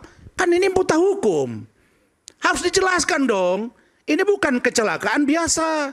Ini pembunuhan. Kalau ada uang, artinya uang tutup mulut. Bukan mahar kawin. Itulah yang harus saya katakan bahwa malam ini iNews, Rakyat Bersuara berani berungkap itu. Karena ada fakta. Tolong Pak Kompolnas. Kompolnas kan bisa. Tolong Bapak nanti masuk ke Pak Kapolda. Tanya keterlibatan orang ini. Kalau mereka sudah ada kesepakatan tidak mempermasalahkan kasus ini, gak usah nangis-nangis. Udah setuju. Kalau begitu pengacara kenapa diam? Kalau saya begitu saya tanda tangani kuasa, saya harus jelaskan ke klien saya, ini konsekuensi hukumnya. Kalau ini ternyata ditentang dengan kemauan kita, mundur kita. Itu baru Tony namanya. Saya tanya ke Pak Radiman dan Ibu Nur. Waktu tanda tangan terima 300 juta, Bapak ikhlas. Karena ada klausul, ada pasal menyatakan bahwa tidak akan mempermasalahkan secara hukum. Artinya Bapak udah mengikhlaskan dong. Nggak usah diproses hukum lah, anak saya meninggal nggak ada masalah. Iya. Sebenarnya dari pertama juga tanpa uang juga saya sebenarnya udah ikhlas. Mungkin itu udah jalannya anak saya begitu, Pak. Tapi waktu 200 juta kenapa menolak? Baru kemudian masuk lagi? Ya karena saya juga karena punya cucu dari almarhum, saya juga berpikir apa nanti saya bisa mampu ngebiayain susunya, pampasnya. Dan saya juga pada waktu itu juga terlilit, maksudnya punya utang Pak ya, yang mesti dibayarkan. Ibu Nur, anak ibu ya? Anak kandung ibu ini? Iya Pak. Betul ya, meninggal. Iya. Dan kemudian ibu pasrahkan secara hukum, ya udah nggak apa-apa. Saya dapat 300 juta rupiah. Apa yang ibu mau sampaikan? Ya sebenarnya sih tidak mau seperti ini Pak. Karena keadaan. Mungkin jadi kayak gini. Ibu kaget tadi saya putarkan video itu? Tidak. Karena itu emang nyata adanya. Apakah kalau seandainya waktu bisa berbalik, ibu menyesalkan menerima 300 juta dan mengikhlaskan nyawa anak ibu? Ya, kalau bisa diputar ya tidak. Tidak mau? Mana ada sih orang tuh. Ini kan sudah terbantahkan, Bung Aiman. Nah, sekarang berurai air mata. Di mana tanggung jawab Tony? Ya, sorry. Karena Adinda harusnya bahwa nyawa tidak bisa ditawar dengan uang. Nggak boleh. Jadi ini adalah menurut saya perilaku para aparat penegak hukum, termasuk advokat. Dan dalam poin ini IPW bagus. Nah, tetapi kalau begini, menurut saya, kalau ada kerelaan, terus sudah dikondisikan dari awal, sudah dikeliling ini Bang Arif. Pengacara sudah. Terus pasti dibilang, korbannya cepat beresin. Oke, jalan. Sudah setuju. Oke, siapa pengacaranya ini? Semua. Iya, terus jalan sana cari. Oh, itu Pak Tony. Pak Tony kan belum terkenal waktu itu. Nah, oke, masuk. Oke, 100, 200 cabut. Setelah itu 300 masuk. Nanti kalau apa udah kita tahu muncul ke permukaan. Beliau putarlah dengan pasal 33 ini. Capek saya mendengarnya. Maksud saya. Tolong Kompolnas. Telusuri Pak. Kenapa? Karena yang bisa masuk ke dalam itu Bapak ke Propam dengan Kapolri Pak. Supaya Gogo Galesung bicara. Berapa dana yang sesungguhnya? Di mana sekarang Harley Davidson? Di mana Lamborghini? Bagaimana kasus ini? Saya hanya bisa sampaikan itu. Nanti saja. Kita akan tanya kepada Kompolnas bagaimana kemudian proses perkembangan pemeriksaannya. Sesaat lagi, tetap bersama kami Rakyat Bersuara.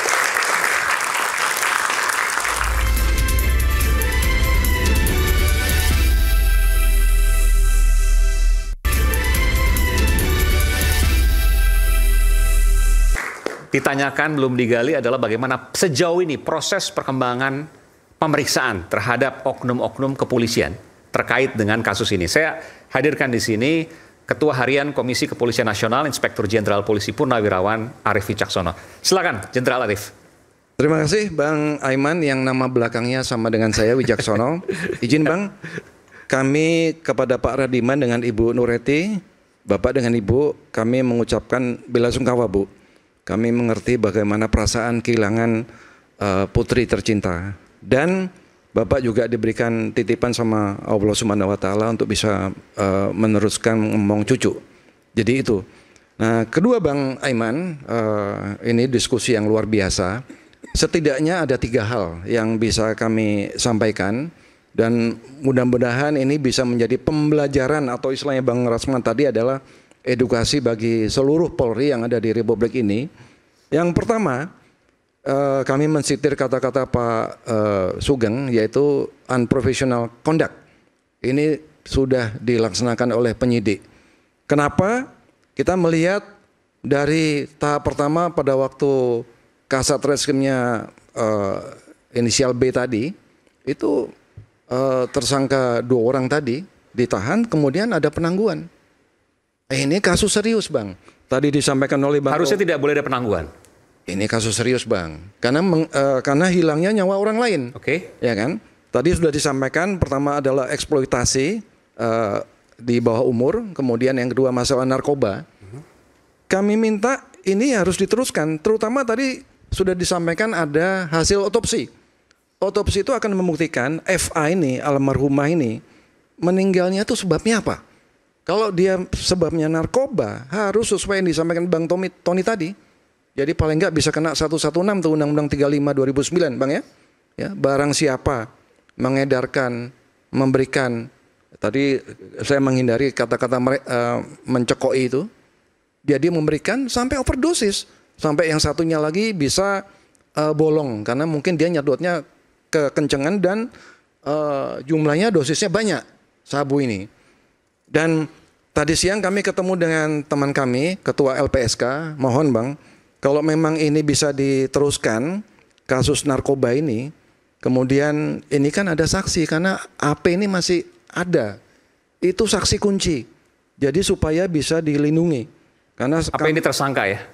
Bukan Bang, korban, mohon maaf ya, yang masih hidup. Karena ada 2 perempuan, satu meninggal, putrinya Pak Radiman dan satu lagi masih hidup. Betul. AP ini. AP ini sebaiknya harus diberikan perlindungan karena itu keterangan itu saksi kunci. Ya. Jadi pertama hasil otopsi tadi, ya kan, sebab kematian dari almarhumah FA. Kedua keterangan saksi yang bersama-sama di dalam satu kejadian, satu event tadi. Ini. Di samping ada perkara-perkara lain yang harus ditindaklanjuti. Kami sudah mendapatkan informasi juga senjata api itu bisa dikenakan ke undang-undang darurat. Jadi ada berapa kasus harusnya nih? Sebetulnya ada banyak Bang. Tadi ada, kalau saya lihat ada 6, tapi yang sudah mengemuka sudah 2. Nah kemudian nanti kasus yang sudah P21 ini dari hasil persidangan kita akan melihat, akan terungkap. Ini apakah betul yang 338, 359 tadi? Karena 338 itu adalah harus ada niat dia menghilangkan nyawa orang lain. Kalau 359 kan kelalaian Bang. Nah yang kedua, ini yang tadi disampaikan oleh Bang Rasman dengan teman-teman sekalian kan mantan Kasat Reskrim dua-duanya ini kan sudah di Patsus bersama Kanit. Kalau nggak salah, insya Allah beberapa hari ke depan ini kan ada sidang kode etik. Ya, kode etik, oke, bisa tanggal 7, bisa mudah-mudahan semakin cepat, semakin baik. Sooner is better Bang. Jadi kalau misalkan nanti ada sidang kode etik ketidakprofesionalisan daripada si 4 orang ini Bang. Oknum Polri ini akan terungkap motifnya apa. Ya kan? Nanti akan disampaikan itu hasilnya. Betul, apalagi tadi ada penjelasan dari Pak mentor kita Pak Sugeng, ada 5 kali transaksi, ya kan? 5 kali transaksi itu apakah ini pemerasan interaksi permintaan dari si penyidik atau penawaran dari si tersangka AF? Jadi Anda yakin semua akan terbuka, transparan? Betul. Jadi paling tidak ini akan ada 2 perkara lagi dari hasil sidang kode etik nanti nih Bang. Oke. Ya, terhadap 4 orang ini. Nah. insya Allah kita bisa memonitor hasil daripada sidang itu. Jadi sekali lagi penyidik jangan lupa karena profesional ini, kesemrawutan ini itu berawal daripada penyidik yang tidak profesional. Mereka punya manajemen penyidikan tindak pidana, ada aturannya.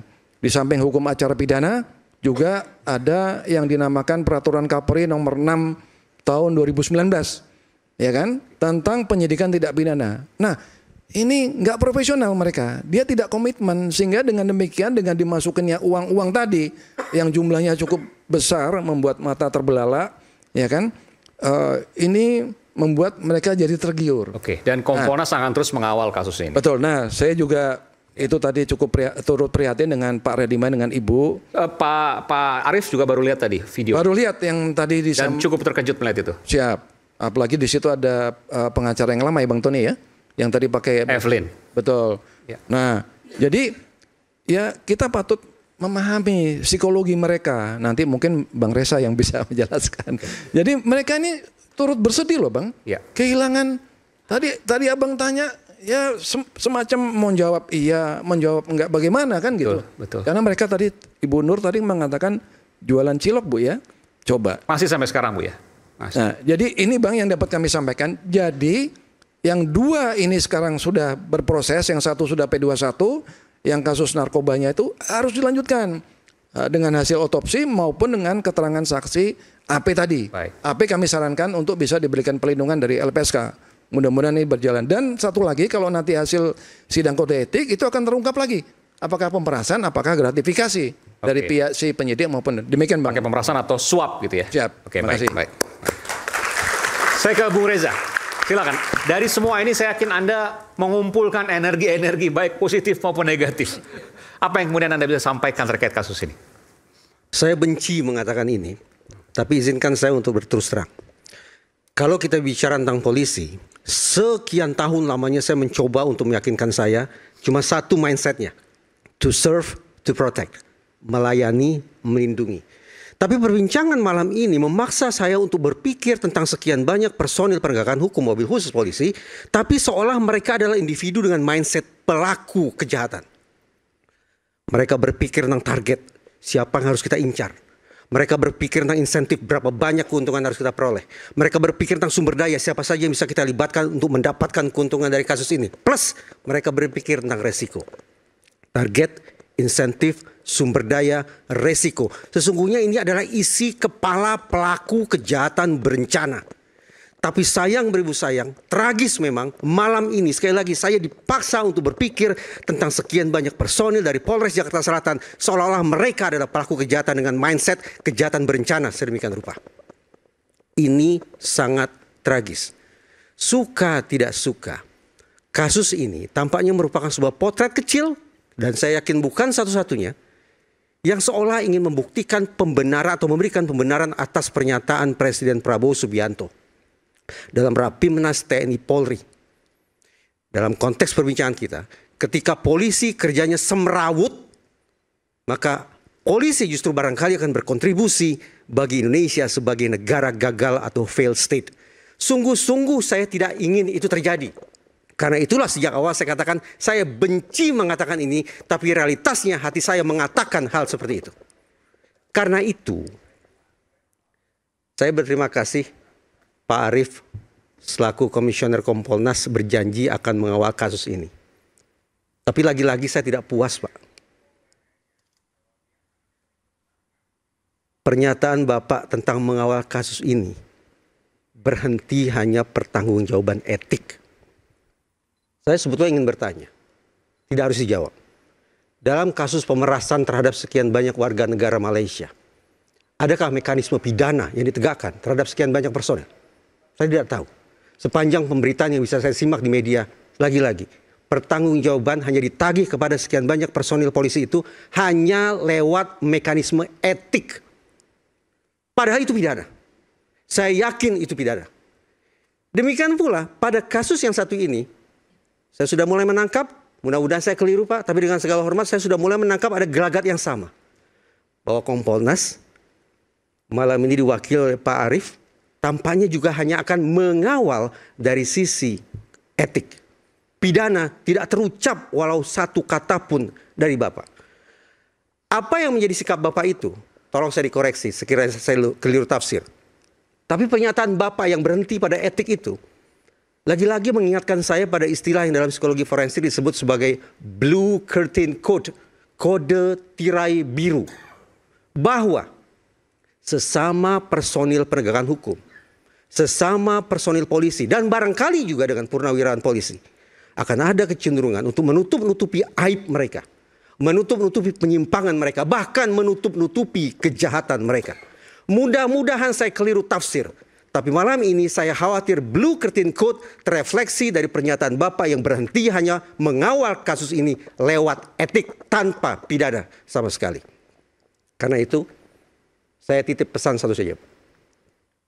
Berulang kali terjadi pergantian pimpinan di Komisi Kompolnas, di Komisi Kepolisian Nasional. Tapi saya tidak pernah happy, Pak, dengan kinerja Kompolnas. Sebagai warga negara saya ingin jujur, saya tidak pernah bahagia, saya tidak pernah puas dengan siapapun yang menjadi komisioner di Kompolnas. Kenapa, Bang Reza? Karena menurut saya, paling tidak hari ini, Kompolnas seolah berperan lebih sebagai divisi humas Mabes Polri. Saya paham ada sekian banyak kendala, ada sekian banyak keterbatasan, dan itu tercantum dalam undang-undang yang harus direvisi besar-besaran, agar Kompolnas lebih bertaji, lebih bergigi. Tapi itu tadi, realitasnya adalah saya khawatir betul bahwa dalam kasus ini, yang barangkali juga terjadi pada kasus pemerasan terhadap sekian banyak warga negara Malaysia, yang terjadi adalah Blue Curtain Code, kode tirai biru. Bahkan komisioner Kompolnas pun malam ini diwakili oleh Bapak, terkesan paling tidak akan mencoba untuk memagari pengungkapan kasus ini dan akan mencoba membatasi pertanggungjawaban para personil hanya lewat etik belaka. Tolong saya dikoreksi sekiranya saya keliru tafsir. Oke. Saya akan berikan kesempatan selepas jeda sekaligus pernyataan penutup dari Rakyat Bersuara. Saat lagi kami akan segera kembali, tetaplah bersama kami di Rakyat Bersuara.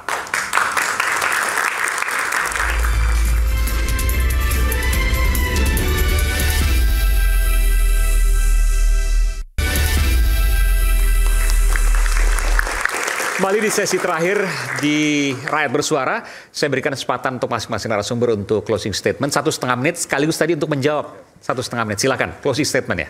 Terima kasih Bang Iman. Pak Reza, ayo serius Pak Reza. Jadi kalau dibilang Kompolnas itu hanya meriksa etik, kan tadi kan ada rekaman. Jadi saya tadi mengatakan bahwasanya untuk kasus yang sudah AP, yang tersangkanya si AN, itu kan sudah tinggal nunggu sidang, itu akan terbuka bukti baru.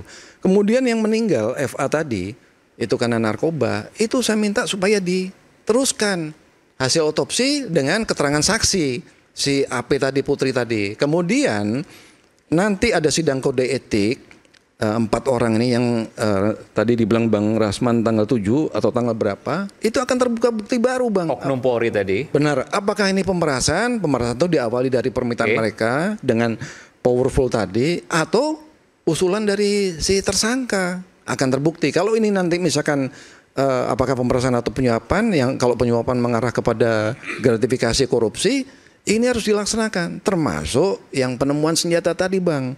Narkoba tadi saya lupa ulangi, itu bisa kena 116 Undang-Undang 35 2009 tentang narkotika. Dan tidak berhenti di etik karena mengatakan itu. Benar, tidak berhenti di etik. Kalau ada pidana harus dilanjutkan pidana, dan Kompolnas akan terus mendorong itu. Betul, begitu Bang Aiman kepada Bang Reza. Terima kasih Bang Reza masukannya. Sekalian silakan closing statement Bang Reza. Dalam sebuah perbincangan di Diskursus Network yang juga dihadiri oleh kolega Bapak yaitu Pak Yusuf, beliau mengakui, dan itu terekam bisa dicek di YouTube, bahwa di dalam tubuh Komisi Kepolisian Nasional pun tanda petik ada 2 faksi, yaitu komisioner yang berlatar belakang polisi dan komisioner yang berlatar belakang bukan polisi. Apa pemetaan yang Pak Yusuf sampaikan? Di kalangan komisioner yang berlatar belakang polisi, dalam istilah saya, ada kecenderungan Blue Curtain Code itu. Bahwa betapapun statusnya sudah purnawirawan, tapi keinginan tanda petik untuk melindungi sejawat yang melakukan kesalahan, melakukan penyimpangan, bahkan melakukan kejahatan, itu tetap ada. Karena itu tadi saya ulangi kembali, saya skeptis bahwa Komisi Kepolisian Nasional di era Bapak sekarang ini akan memiliki ketegasan ekstra, akan memiliki kemampuan istimewa untuk menangkal Blue Curtain Code itu. Spesifik dalam kasus ini, saya yakin pidana terkait dengan kelalaian mengakibatkan kematian itu akan berjalan. Pidana terkait dengan narkotikanya akan berjalan. Barangkali pidana terkait senjata apinya juga akan berjalan. Tapi yang saya persoalkan, akankah berjalan mekanisme pertanggungjawaban pidana terhadap para personil Polres Jakarta Selatan yang melakukan terindikasi melakukan hengki-pengki dengan para advokat? Itu yang saya tidak yakin. Tapi walau bagaimanapun saya mencoba untuk membangun optimisme. Silakan Bapak respon sekiranya dianggap perlu. Eksplisitkan janji Bapak, tekad Bapak, bahwa kali ini Komisi Kepolisian Nasional akan bisa meyakinkan otoritas Mabes Polri bahwa bukan semata-mata mekanisme etik yang akan ditegakkan kepada sekian banyak personil polisi yang terindikasi sudah melakukan penyimpangan itu, tapi juga tegakkan mekanisme pidana terhadap mereka. Karena saya yakin ini bukan satu-satunya kasus penyuapan, ini bukan satu-satunya kasus pemerasan. Tapi sekiranya mekanisme etik dan pidana ditegakkan, mudah-mudahan ini akan memberikan efek pembelajaran bagi seluruh insan Tribrata. Saya tidak punya pilihan untuk mencintai Korps Polri. Tapi karena saya tidak punya pilihan itu pula, maka saya harus berterus terang. Pihak yang menjadi tumpuan harapan saya ini, hari ini paling tidak sangat memprihatinkan. Gambaran polisi sebagai pihak yang berkontribusi bagi Indonesia sebagai negara gagal tampak di depan mata saya. Tolong dikoreksi agar itu tidak menjadi nyata. Oke. Ada sedikit yang disampaikan jawaban tadi, sedikit aja. Sedikit aja Pak, silakan. Bang Reza. Tantangan tadi untuk terima kasih. Tegaskan misalnya. Keep my word. Jadi percayalah, jadi selama kami masih menjabat di Komisi Kepolisian Nasional, kami akan berbuat yang terbaik Bang. Kecuali kalau saya punya background yang suram di masa lalu, ya kan? Jadi kami akan berbuat yang terbaik untuk mengawal setiap penegakan hukum yang dilaksanakan oleh kepolisian. Itu Bang. Jadi kami. Silakan, sekalian closing statement ya, Bu. Kalau melihat daripada kasus ini dari awal tadi, memang betul-betul kasus ini sebetulnya memalukan. Nggak mau disampaikan ada sesuatu yang mau disampaikan. Kemudian, apa yang terjadi saat ini adalah, tentu yang kita harapkan saat ini ke depan adalah perlu pengawasan yang ketat. Termasuk dari Kapolresnya. Ya. Beruntung kasus ini di Jakarta Selatan ya. Kapolresnya melakukan pengawasan belakangan, kemudian ini jalan, akhirnya muncul yang terjadi seperti ini. Mungkin kalau tidak ada pergantian dari B ke yang baru, ini mungkin kasus tidak akan pernah diproses ya. Tapi beruntung karena memang diproses ada pergantian, kemudian ditunjuklah kasat baru, maka kasus ini jalan. Dan inilah yang menimbulkan persoalan baru, termasuk juga dari berbagai pihak, kemudian yang tidak terima ketika kasus ini jalan. Ya, saya kira ini akan menjadi bahan pembelajaran, bahan introspeksi kepada seluruh jajaran Polri. Kita harapkan tidak ada lagi kasus serupa seperti ini. Ini harus menjadi bahan pembelajaran kepada seluruh jajaran Polri. Kita harapkan bisa kerja lebih baik, bisa bekerja lebih profesional. Karena kalau tidak, ini akan menurunkan citra Polri di tengah masyarakat. Baik. Bung Sugeng, silakan. Sekalian closing. Pelanggaran akan terus terjadi. Karena ini kita berada di dunia, bukan di surga, ya. Tetapi bahwa Polri harus memastikan tindakan tegas melalui mekanisme pengawasan internal dan juga lembaga Propam dan kode etik harus dilakukan, ya, supaya indikasi yang disampaikan oleh Bang Reza itu bisa dijawab oleh Polri. Hanya ada satu, tindakan tegas dan pidana merupakan pilihan yang tidak boleh ditinggalkan. Demikian. Oke. Baik. Ya. Tindak pidana yang diduga dilakukan oleh dua tersangka itu merupakan delik biasa, bukan delik aduan.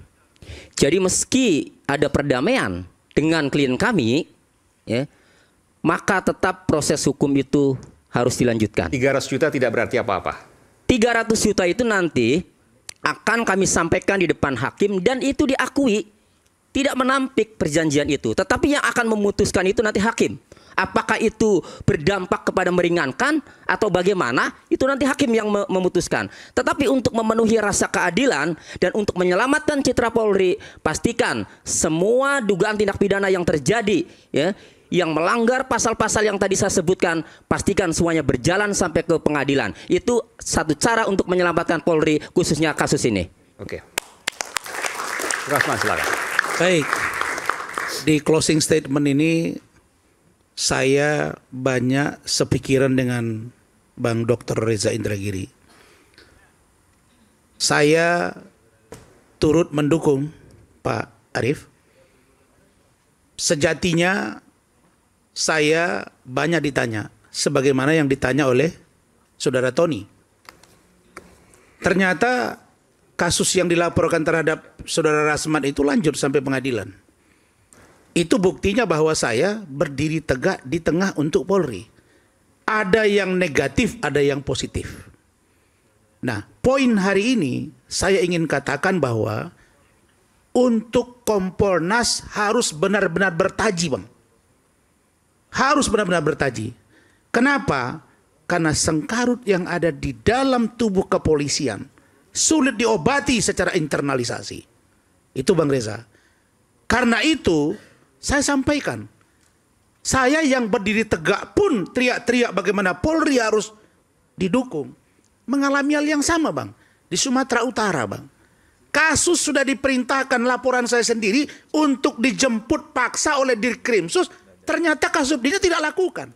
Dan diri itu mengeluh ke saya, mengatakan, Bang, dia nggak hargai saya. Bagaimana? Gitu. Nah, yang kedua, kasus yang lain. Ada satu persoalan, kemudian muncul titipan. Ada yang sampai di meja bintang 2, 5 bulan untuk didisposisi, tidak dilakukan karena pesanan. Langsung bintang 3 turun, baru diparaf. Ditelepon ke saya, Bang, sudah selesai. Ini yang tidak boleh terjadi.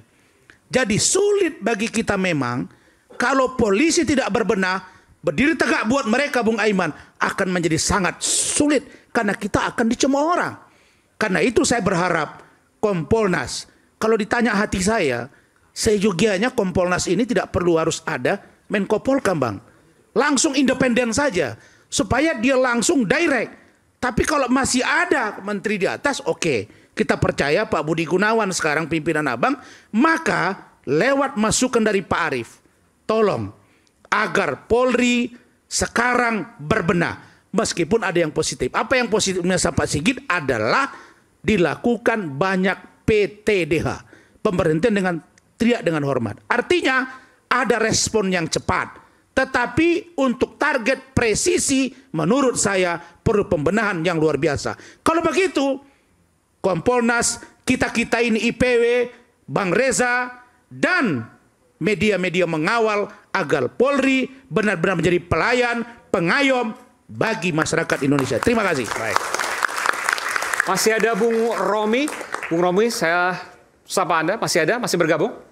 Ya, masih. Ada closing statement yang ingin Anda sampaikan. 1,5 menit, silakan. Baik, 1,5 menit ya. Yang pertama bahwa kehadiran kita di sini baik sebagai pemerhati maupun praktisi ya.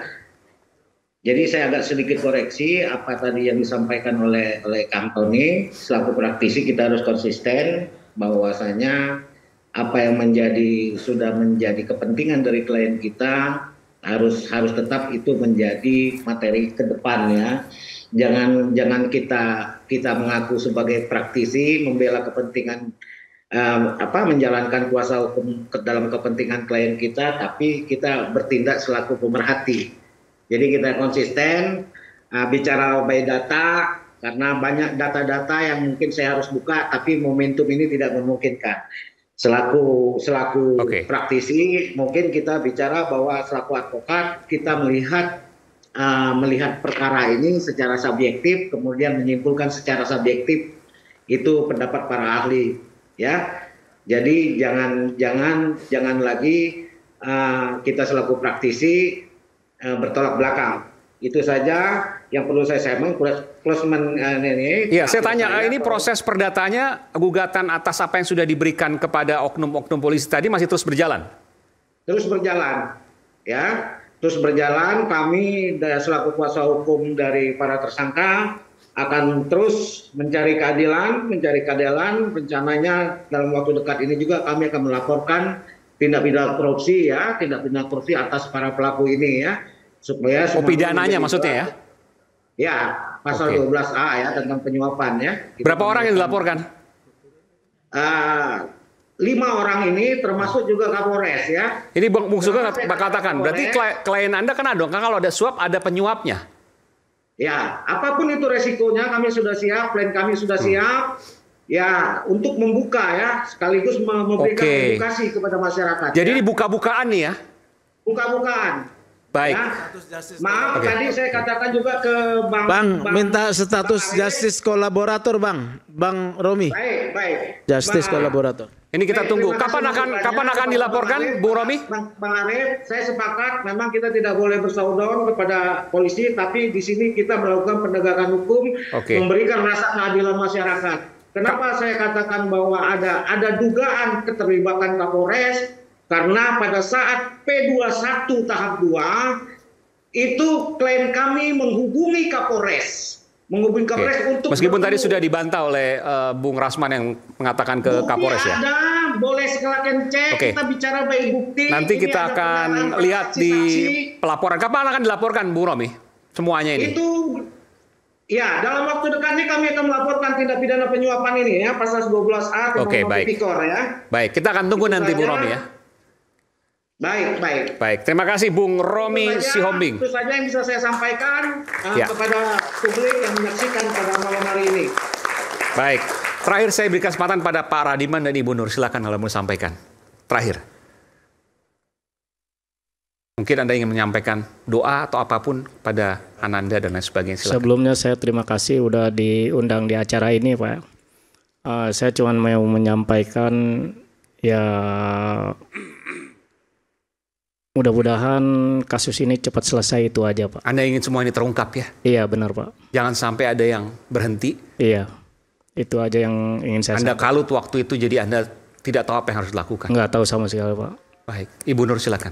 Terakhir, Ibu Nur. Iya, kalau ya kayak gitulah kayak suami saya. Semoga semuanya cepat selesai. Kita juga capai pikiran, ya, Pak, ya, buat almarhum anak saya. Semoga dia mendapatkan tempat yang indah di sana.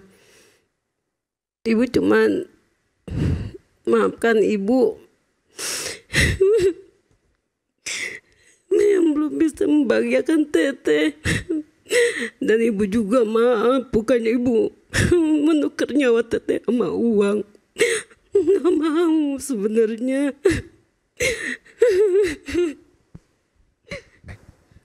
Ya, mungkin itu cukup, Pak. Baik. Ya. Terima kasih Pak Radiman, Ibu Nur telah hadir.